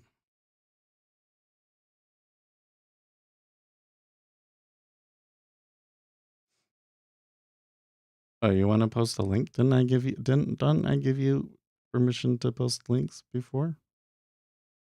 Here, I can give you permission to post links. I wish that there was different levels of moderation within YouTube chat. An AI driven down, no. like this is the interesting thing about it, Hydro, is that capitalism, the market. Let's not call it capitalism, because I'm talking about something very specific. I'm talking about a limit order book. Okay, a limit order book is the most effective method known to man to facilitate the transfer of information about the economy amongst each other. And it does a pretty darn good job of it. It turns out that a pretty darn good job is not a very good job at all. It's like the market is so remarkable, because the issue is you're literally talking about hundreds of millions of market participants. No one person has all of the information. It's impossible. That's why we have to have a market. And so that's why the market is so effective, is because it's the only way to get all of those participants involved together, right? But there are inherent problems with a limit order book.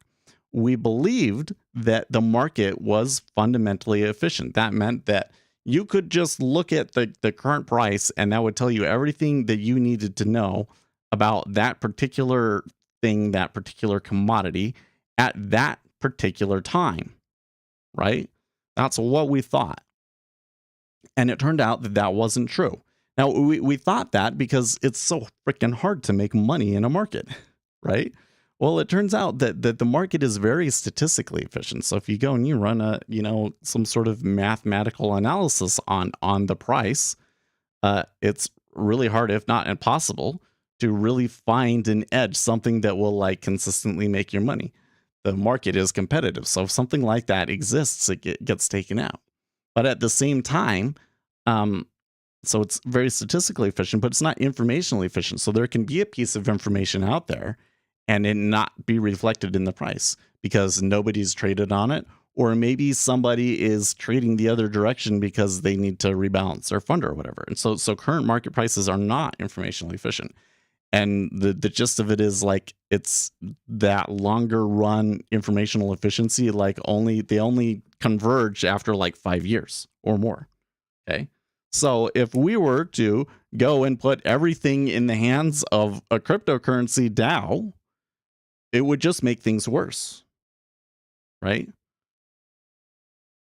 The whole thing is that the market has some inherent inefficiencies built into it that we have to deal with, essentially.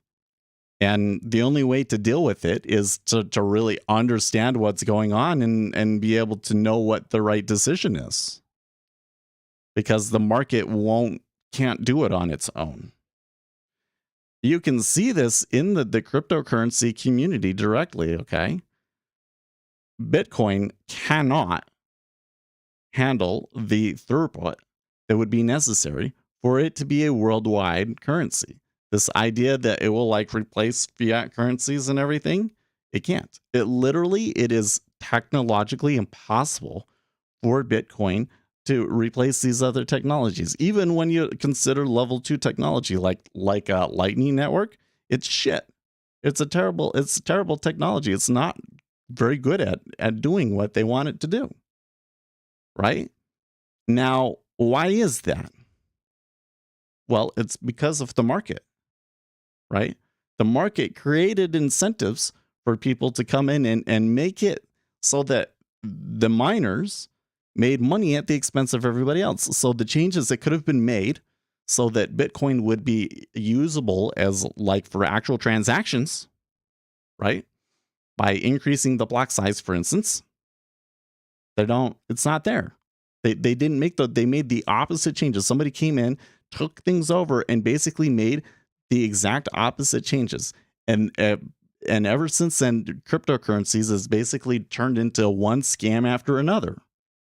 because there's not the fundamental value is not actually there. It's not usable as a currency. That would be the fundamental value of it, right? Carrying out a transaction is valuable, but just a sequence of numbers is not valuable in and of itself, right? It's only the ability to make the transactions that's valuable. And if it's not very good at making transactions, then is it very valuable? I say no, right? Why did that happen? Because markets are not informationally efficient. So yeah, trying to run everything through like one centralized DAO, worst possible thing I could possibly think of for a future, right? No, what do we need to do? We need to get more people that understand the economy to make better decisions, right? Well, I'm sure that there's all sorts of great things that are happening in DeFi, but you just have to understand that the whole way that the market is structured is it has fundamental inefficiencies, fundamental problems built into it. And the whole thing here is that for the last 100 years or so, people have put complete faith in this stuff, the current price, and they really shouldn't be, right? And what has happened, the reason why we have a lot of the economic disagreement that we do today, the reason why we got like record number of millennials saying that they identify as communists, in addition to communists just being really good at marketing it here, is because we have so much information available to us today. We can go and we can read the news and we can see, I can get on Twitter and I can see all of the news breaking and kind of analyze what is moving the stock. And anybody that really seriously does this on a regular basis, the only real conclusion that you can come to is that the market is not informationally efficient, right? So Gen Z and millennials, they can see it and they know that we've put complete faith in something that they know is objectively false, even if they don't know how to prove it or the math behind it, right?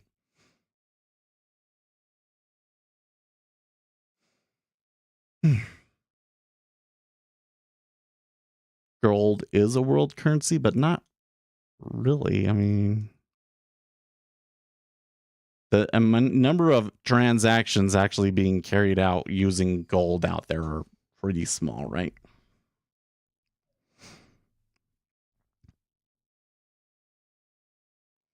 Like if we were to say a Ponzi scheme is an investment with no underlying fundamental value, I would say that gold is just as much a Ponzi scheme as Bitcoin, with the caveat that it does represent an actual physical object. But the degree to which the price of gold reflects the actual physical object and the demand for the actual physical object is paled in comparison to the people that buy into it, just because they think that it's going to be worth something more in the future, and ergo it's a Ponzi, right? Which, hey, you want to own gold, there's nothing wrong with that. It can be a part of a short-term trading strategy or portfolio, but don't expect that to produce things for you, because it doesn't, right? And how do we get to a better future? By producing things, guys. Got to produce things, whether that's innovations or physical objects. Looks like German index is getting a little tired. I kind of wonder if the S&P 500 did have a little bit of a jump up there, about 4160 or so. And I say above 4150 is probably not too bad. But it is kind of fallen back down here a little bit, and I do wonder if the Treasuries are going to react or not. I'm kind of suspect that the Treasuries will probably continue to bubble down.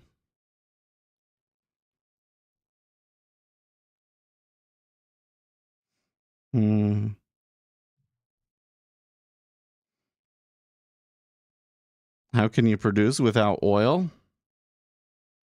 Well, there are alternative forms of energy, but there are a lot of things in this world that require oil to be produced, aren't there?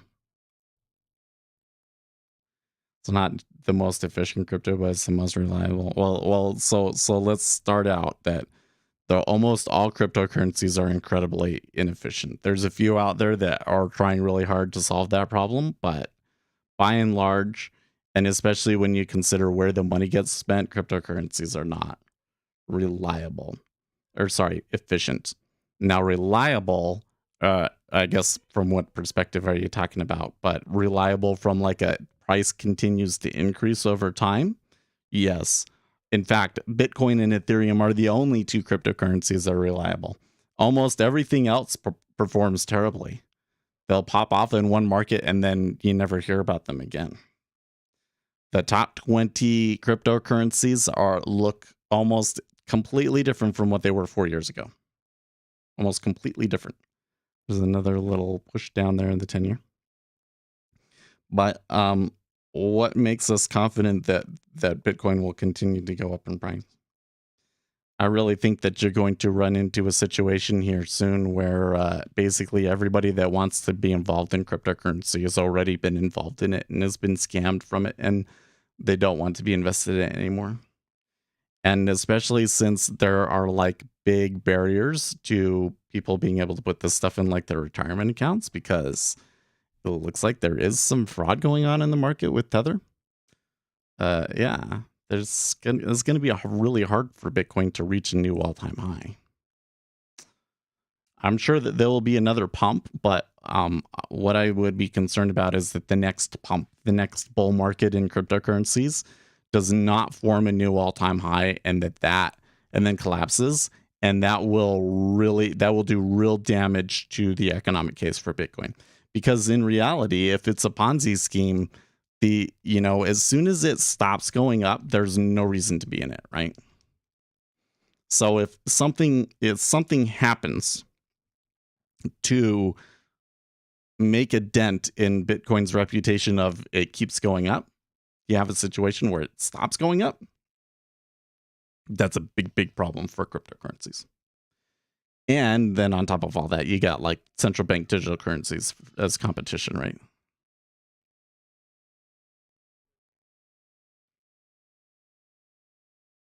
From point of execution of transact bot, like hardly anybody uses it for that though. I don't know. It's really weird to think that there was there was a time where you would go and buy pizza with cryptocurrency and stuff, right? Like, I suppose you still can with Bitcoin Cash, but but I really think that the cryptocurrency markets are a perfect example of how markets are not informationally efficient, and that can lead to bad decisions. Because people have this idea that because they think that because the market is efficient, that means that the market will always do the optimal thing. So it's called the invisible hand, right? They think that the invisible hand will come in and will always ensure, because the market needs to be in balance. So as long as the government doesn't get involved, the market will eventually find balance where we are doing the optimal thing, right? It's not true. There's no invisible hand. I mean, maybe there's an invisible hand and the invisible hand tries, but it doesn't come anywhere close to achieving its goal. It's essentially what we've learned, right?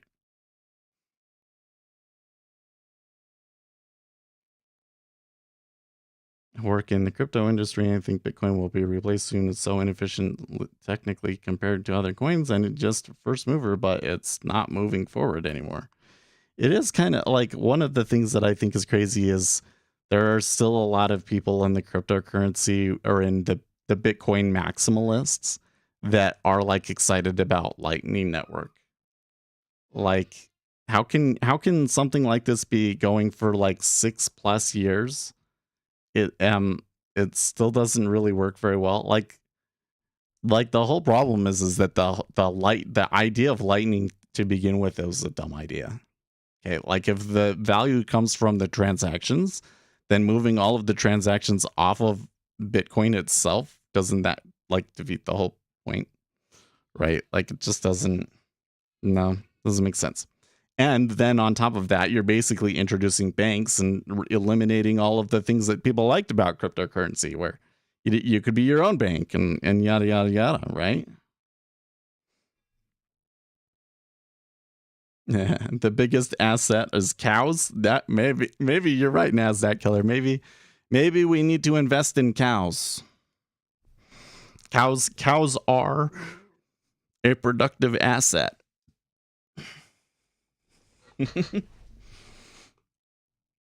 Bitcoin is also sort of centralized if wheels are whole. Yeah, that's a problem.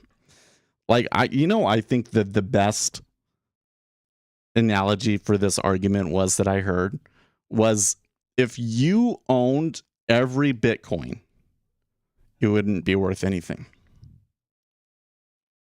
right? So like, I own a lot of garlic, right? Probably too much. That may be the case that me owning so much garlic actually makes it worth less. Maybe I'm wrong. Maybe it pumps up eventually. There's definitely a lot of people that own a lot more garlic coin than me. But like, every time that there's a big guy out there and he's waiting for his opportunity to cash out, that actually makes the coin worth less. Right? And if you held all of it, it's not, it doesn't produce anything. There's no point in holding all of it. Right? It would be more beneficial to you to give out little bits at a time, all the time, to get more people to have the currency, to make it more popular, so you have more people to buy it. The same argument can be made for dollars. Well, yes, but if you held all of the dollars in the world, what that would essentially mean is that you owned the U.S. economy. Is the U.S. economy a productive asset? Yes, it is. It's the most productive asset in the world. Right? So you got to remember that the dollar is not, it represents something. It represents the full faith and credit of the U.S. economy, right? And we're able to print money against future productivity because we know that the U.S. will continue to grow into the future. Now, if we have a situation where like 20, 30 years go by and GDP doesn't grow appreciably over that time period, then there's a problem, right? If that asset is no longer growing. But it represents something. It's debt taken against the future US economy. And in any monetary system, there has to be some form of debt. There has to be some form of being able to take money and productivity from the future and apply it towards today. Because theoretically speaking, you will always be more productive in the future. So you should be able to borrow against that future to put it into productive assets today to make that future happen, right?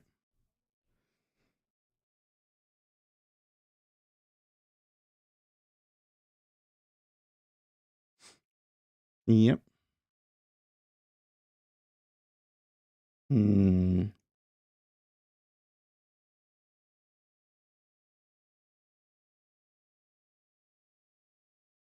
Checking Twitter here, seeing if I missed anything.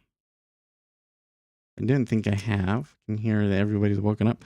You know what? This session started so slowly. But the last hour or so has been really fast. It's almost 9 o'clock. I'm really surprised. Is GDP no longer growing? GDP is growing, but it is not growing as quickly as we need it to. So the problem that we have right now is that we're growing. The economy needs to grow at like 3% to make up for the debt that we took out, right? So how do you compensate for that? Well, you print a lot of money, you get inflation higher, and then you use that inflation to eventually bring growth back up to 3%, hopefully. Goldman Sachs president warns of unprecedented economic shocks and tougher times ahead. Okay, so that guy, I don't know him, but the guy that they're talking about, I do not believe is as important as the headline of him being a Goldman Sachs president actually suggests. Okay. So the only people from Goldman Sachs that really mean a damn, in my opinion, are the CEO and the head of Goldman Investment Research, Jan Hatzius, right now, right? That's it. Anybody else that says something, it's probably not worthy of a news story. Unless you really like that guy and you follow him, like Hasquialo. Forget what his first name is, but he's kind of been the head of the desk there that the hedge funds use to trade. He knows his stuff, man. He points out really important stuff about, that gives you a really good idea of where the market is at this current time, right? I think that it was Zero Hedge was the first place that I saw them talking about that. I really think that they're overhyping that headline because they got nothing else to talk about. I did that like on today's episode of Capitalism sort of a thing, and I haven't really done much of that lately. Maybe part of it is that I'm just kind of changing because there's a baby around and everything. But the other part of it is that the stories just aren't as funny now that we're kind of in the recession, right? When we were in the market hype, it was like there was something funny to talk about every day. But now, I think that the media is kind of having trouble finding things to talk about, because what are you going to talk about? How much Joe Biden sucks? Well, I don't think the media wants to talk about that. So you get this instead. It's not growing because oil is getting expensive, so it's not. Well, no, I think it's more than that. I mean, look, we were having trouble with our economy long before the oil crisis, right? If we want to call it a crisis now at this point. No, I mean, this has been something that's been going on since 2008. We took on a significant amount of debt, and we never really saw those 3% growth rates that we want, right? There's been this output gap. I think the problem is that we may have taken on so much debt and made so many changes to the economy that we're simply not able to get to that 3% anymore, because we're taking too much of the productive assets out and allocating it to unproductive things, right? So many things are priced in, so the media is desperately trying to find something. I do think that the media is bored.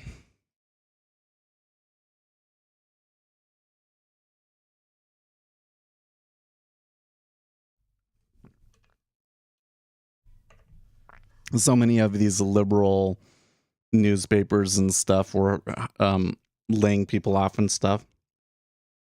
You know what I think is kind of ironic is that legacy media has been concerned about, well, now we're at 5, so that's a whole 10 ticks, and 3.3, it could have taken that trade. Sucks. Well, the treasuries have been, as of late, it's been like, if they move, they move. Now, I wouldn't discount a situation where the treasuries could completely retrace this. This is why I'm a little bit afraid to touch it. I'm a little tired from, being up watching a baby and stuff. So I don't know if I'm going to take trades this week, but I was worried about that one because I don't really have a good reason for it to be moving today. I don't see it. But there have been some times where it's like it'll either trend, but sometimes it completely retraces those, and sometimes it just chops. So difficult trading. Now, in the 6J, it's been very consistent downturn. So maybe that was something that could have keyed you into it, right? You think it could go all the way back to 119? Yeah, well, yeah, maybe. Well, I kept the swing down to the bottom, and I haven't actually gotten like my, okay, it's done, get out sort of a thing. I am a little bit worried about the chances of it retracing though. I don't know. Like 07 saw a decent amount of volume, so I guess we could take a contract off. Let's do that. We'll take a contract off.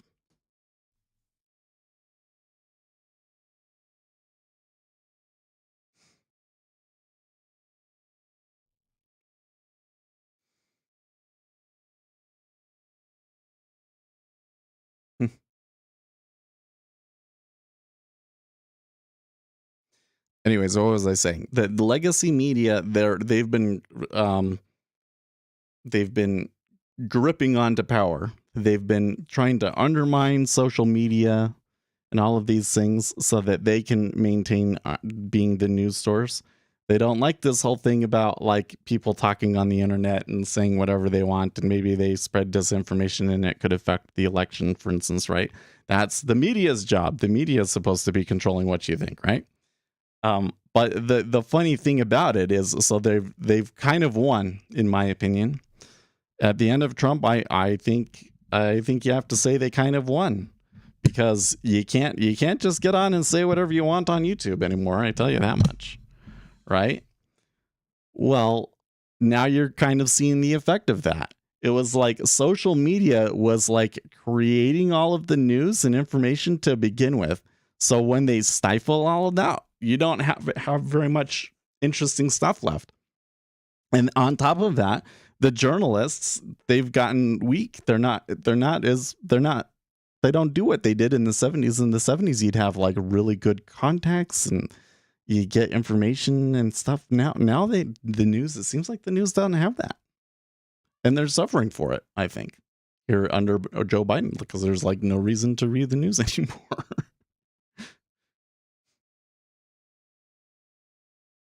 You mean TV channels with, well, it's not just television, although I think that the big news networks like ABC, NBC, CBS are definitely at the top of that list.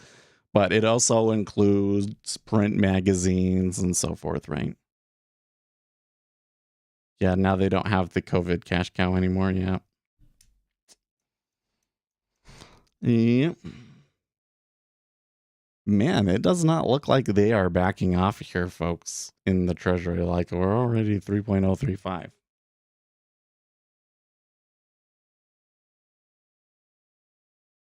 I am feeling a little left out, because I would like to be long the Treasuries, and I'm just sitting here thinking maybe that I might have just missed my opportunity to get long at 3 and just hold it, But now is not really the best time for me personally in my life to be taking on a lot of risk. I don't know if I would be making the best decisions. Like the decision to not trade it was probably a bad decision. And that just kind of shows you how compromised my decision making is right now, because I'm not sleeping enough because of a baby. I think so. Maybe I'm just telling myself that. I don't know. What do you think? I don't think I'm 100% on today. Like, because like we had a trend off of the open, and I was like, well, I don't like this. It went sideways, and that was all right. But then there was a push lower, a drop below that, and that just made me hate it even more, and it trended. If I had actually decided to trade that, maybe I would have tried trading opposite to it. Like, I can just see here where what I might have done might have not have been the right thing. So that would be hard for me to want to trade against that trend, especially since it is in favor of my larger term biases, right? Because the longer term play that I'm trying to make, that I'm trying to reflect in my swing trade here, is that the 10-year yield could move to 3.5. So we shall see. Well, let's come in here to Zero Hedge and see if there's any good headlines here, to see if there's anything we missed. Okay, so first of all, Twitter. Let's go and look at what Twitter is doing. My nose itches like crazy.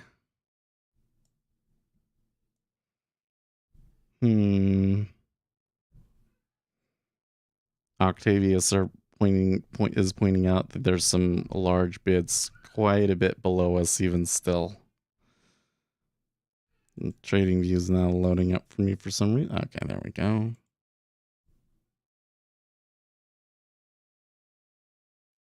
Okay, TWTR Twitter on a 5-minute chart. Oh, that's an ugly down move in the overnight for sure. But it's only down. What is that? 5%? Go here to a daily chart.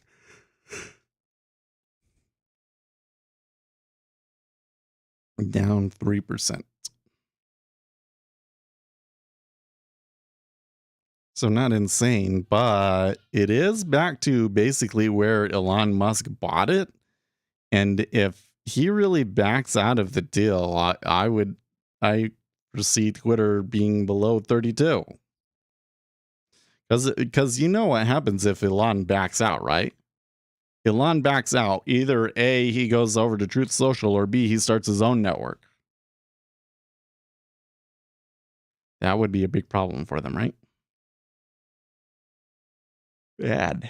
That's when I look at the 30-year. So at first, things were flattening. But now this latest move down, the 30-year really got creamed. And so the yield curve is steepening quite considerably.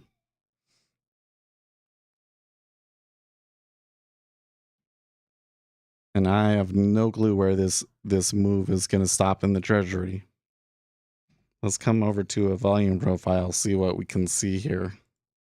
Kind of interesting levels they might be looking at. They probably don't have much. Yeah, okay. So there was a big short-term low over here, 118.03 half.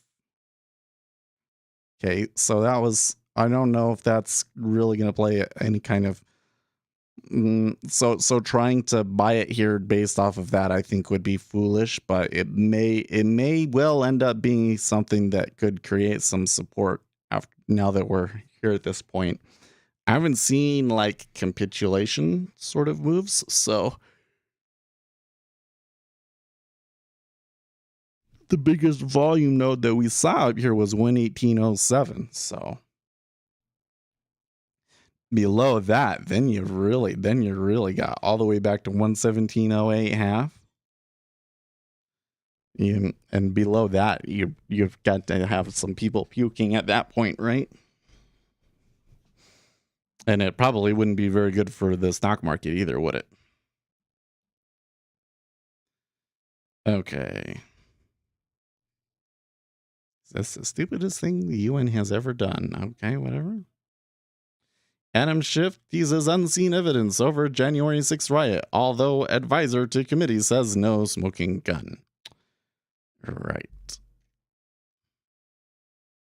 Crude hits 3-month high after Saudis raise oil prices more than expected on easing Chinese restrictions. Oh.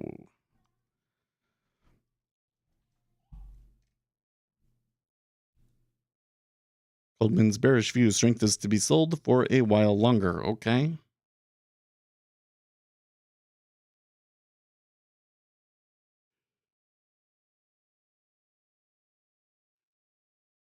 Okay, so that was all of the headlines maybe I had missed. I haven't really heard anything from my news squawk much this morning. They've been quiet.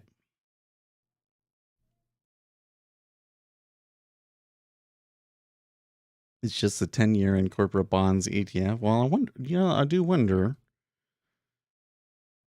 So again, there's no like news, nor are there any. Well, okay, let's come back here.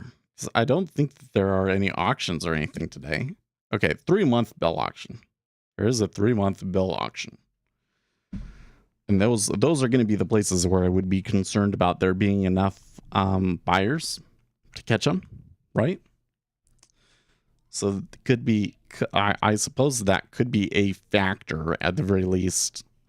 it is the beginning of the week. That's also a thing, and we're still relatively at the beginning of the month, So could see some capital allocation in here generally, but overall, I kind of think that this move was a little unexpected. So I'm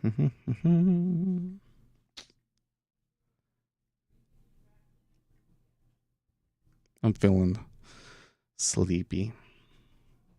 Need more sleep. Need more sleep. Wasn't the best sleep last night, if I'm honest.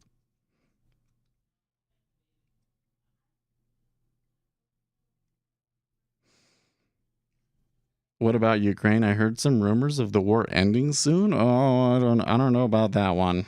So, from what I've heard from on the Ukraine front was that Russia has been putting like their everything into taking over those areas in the east of Ukraine. And essentially, they've been committing everything to it and not having much progress. And in fact, in many instances, Ukrainians pushing back. I think that in the long run, Russia probably still wins, but it's like a war of attrition. And they've been making moves to really hurt like their exports and kind of like hold the world hostage to like supply chain shortages, essentially. So it seems to me, I remember them saying that Putin wouldn't be able to keep the war going past May. Maybe that was only if he was like everywhere. And now that they've kind of made it just in the East, maybe that changes it. I don't know. But it kind of seems to me like this will just continue to be a slow grind, like slow genocide of the Ukrainians, which is awfully like what's going on over there is literally like genocide, right? Like Mariupol was a major city and they just leveled it, guys. Like the leveling of Mariupol is like one of the greatest atrocities of our day. And it just looks like that's just going to keep going. Would you rather drink water or oil? What? You're a crush again. Well, no. I mean, it's not a live trade. It's a swing. It's on a sim account, but it's not a live trade.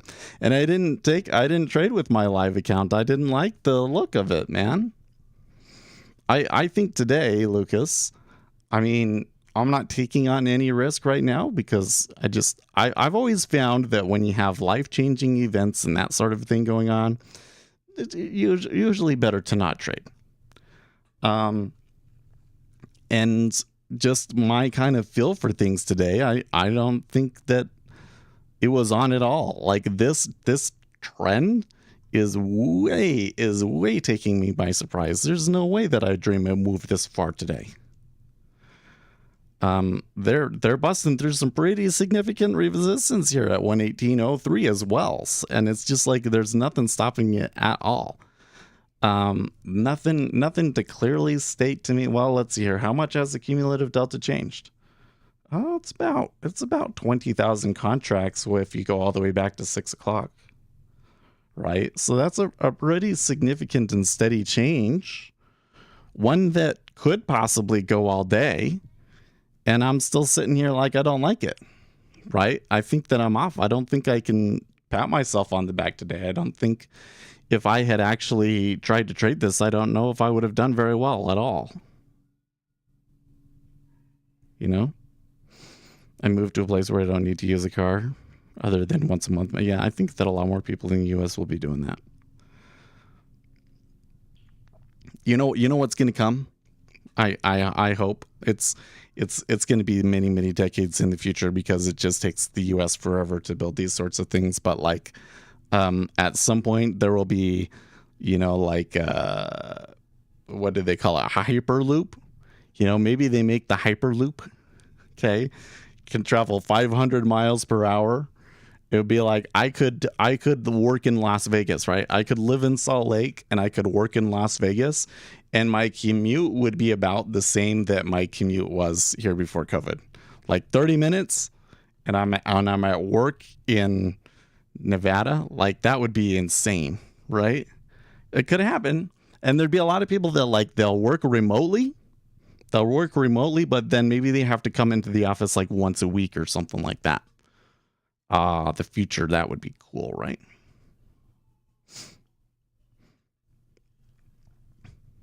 You know what, though? NASDAQ Killer's talking about, would you rather drink the water? But, we're having water problems out here in the West, too. I'm kind of, one of the things that I'm keeping an eye on is some good water stocks. Because it seems to me that water is going to continue to be a persistent issue in the American Southwest for quite some time.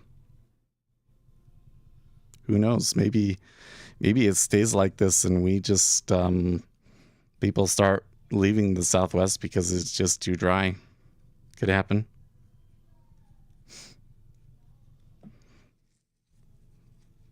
Well, we had a bit of a move up, and then we returned back to the lows, bounce, return to the lows, and now they're kind of bouncing, but this bounce looks pretty pathetic.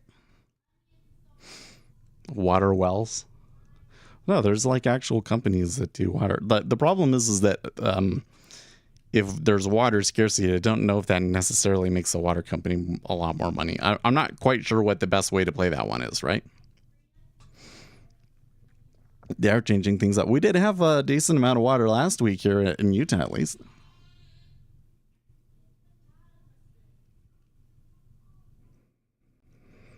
Oh, what is this? Now that is weird. Chicago, this is the new floor at the CBOE. You have to be joking, right? I remember when dudes were renting badges for $10K a month to play on a real floor. Let me...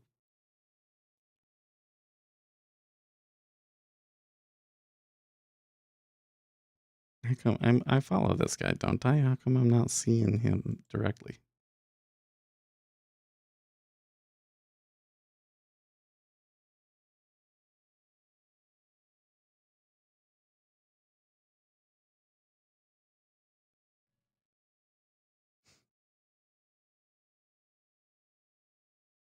Land contains water. Okay, sure. Okay, so that is their floor. It is not really actually a floor, really, is it?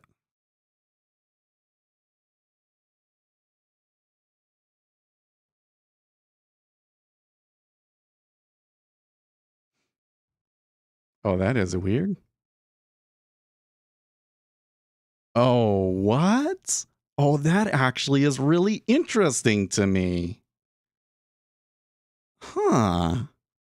So it is a pit.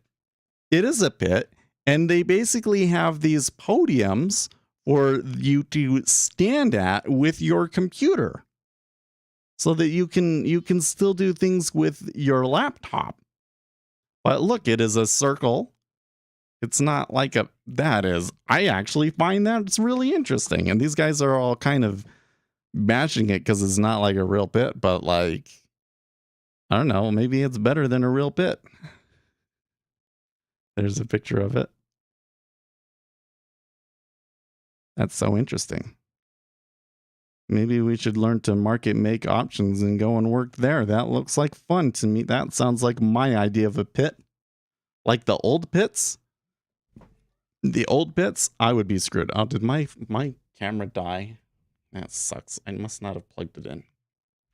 Must not have gotten it fully charged. I should buy another battery.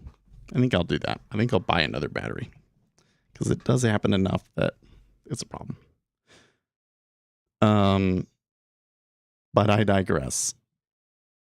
The old style of I'm a small guy, right? I don't know if I would have excelled in the old style of pit, but this kind of a pit, hey, that sounds like my kind of thing.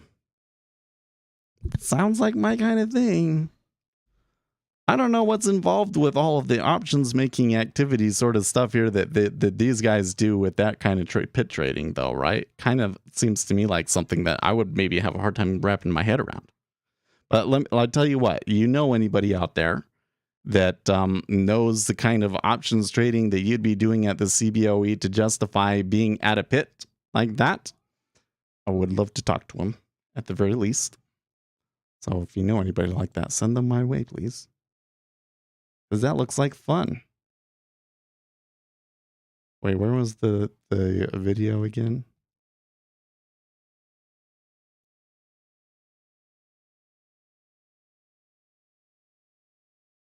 There's the video again. I mean, it's a teeny tiny floor, relatively speaking, though, isn't it? Although maybe that's just one bit. Maybe there's another one over there. Oh, it looks like there is.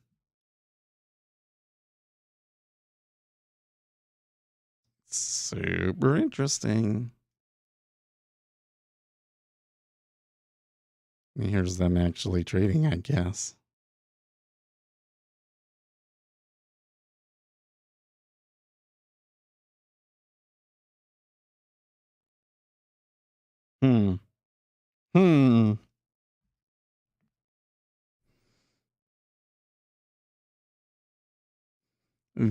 Vimera died. I thought you fell asleep.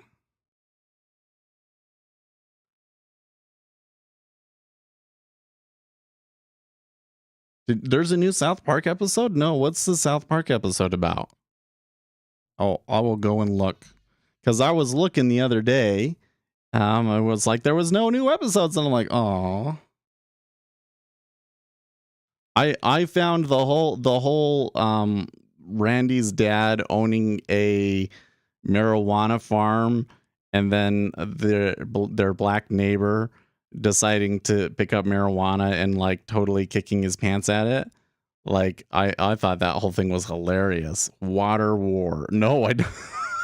What? Oh, so it is going to be about this drought, isn't it? Is it going to be like one of those things where like somebody is watering their lawn at the wrong time of day, or too much of the water is getting onto the sidewalk, and so somebody gets upset about it? Because that's what's been going on in Utah, and I just find that whole thing exhausting. Like, and then everybody will complain about you're not watering your lawn correctly, but then like none of the city's stuff gets watered correctly. Not at all. No way. I don't know. It kind of looks to me, I don't know, maybe I'm seeing I don't know a lot. It seems like that they've found a short-term bottom in the Treasury. Who knows how long it will take them to beat that out again, or if it's going to start reversing from here. But it looks like that trend is, for the time being, over. We are seeing some cumulative delta come into the market long. I would point out that we have had, over the past little while, past few weeks, let's say, that there will be a move that will start at the beginning of the session and will just sell, it'll be moving a certain direction. So that could have been a large meta order, some sovereign wealth fund, for instance, dumping.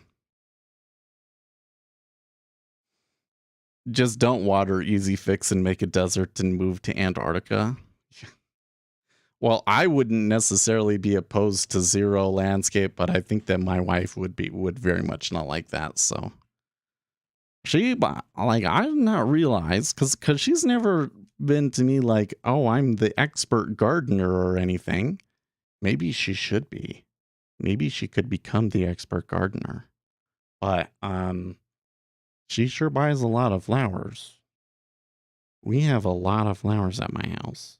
We have way more flowers at my house than anybody else on the street, I tell you that much.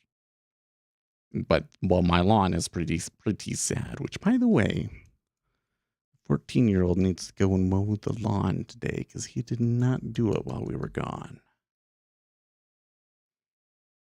Now buy if it holds above 118.15. Back to 119. I don't know, interesting that you want it, you're willing to I would be a little cautious with that, Kyle, because that kind of feels to me like you think there's something magical about that level, right? I can totally see, based on the ranges that we're playing, that if the Treasury continues to be range bound, that a mean reversion back to 119 would make sense just based on the ranges. But I'm really concerned in this particular location of a trend forming in the Treasuries that lasts several weeks and takes us down all the way to 3.5 in the 10-year. And so if I did see a really, let's just say that this move today retraces and just takes us back to, let's just say 118.16. I would personally don't see enough to give me enough confidence that we would come all the way back to 119. Get what I mean? So like the question you got to ask is, what is it that what flows are we going to get that's going to take us all the way back to that?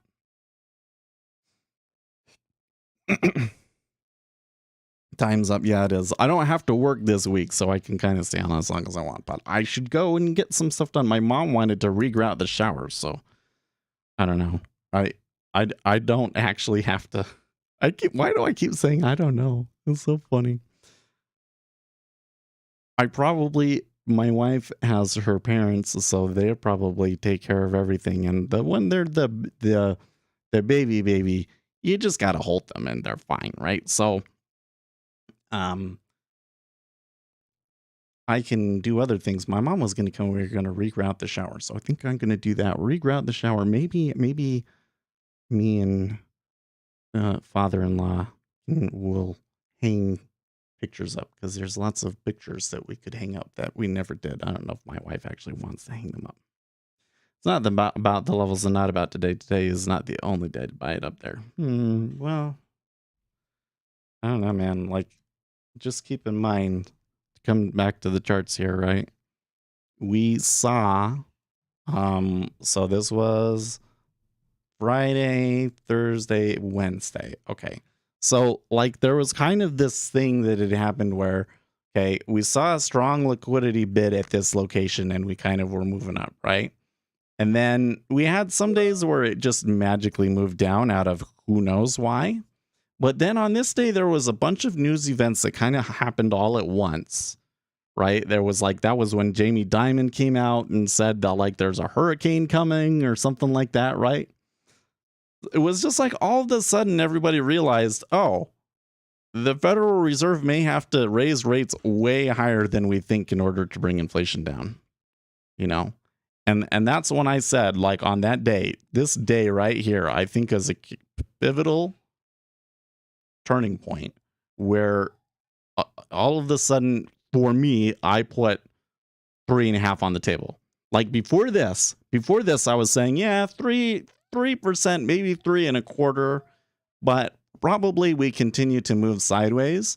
And I suppose you could say that we're still moving sideways if we come all the way down to this strong liquidity bid, right? But the call that I've been making is that 3.5 to 3.75 is on the table. So it would be very careful about swinging it long, right? Of course, me saying all of that, and I'm not saying I'm not trying to tell you how to trade or don't take the trade. I'm not giving advice. I'm just pointing out the current situation, right? But I hope that doesn't make him more, because if it was me, I would be more resolved to hold it, right? My best trades are always when everybody's telling me that I'm being stupid. Volatility is a function of time. There's only so much yen can go up. 118.15 won't be, no, probably wouldn't. Like if we take this as a reversal and we get 118.15, that's oh, you're saying this right here isn't a good place to buy. Well, I don't know. We've already had enough of a move today that it's kind of like it would be a little weird for it to make another strong leg lower without there being some real catalyst. Not saying that it won't happen. It's just that it would be less common occurrence. I'm trying to avoid saying something about probability because there's absolutely nothing that we have that really gives us a solid probability of telling us where it's going to go at this point.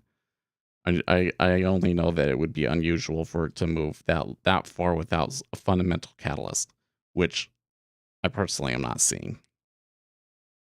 But I thought you were saying this 15. Oh, maybe you did mean this 15. Yeah, 118. If we bought 1/2 and we were able to get it all the way back to 118.15, that would be an amazing trade, and you would definitely have to, if you were a scalper, take the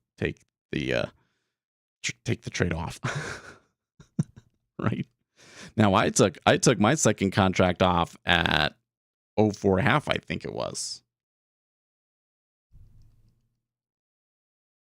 Yeah, 17.50. So went a little bit further.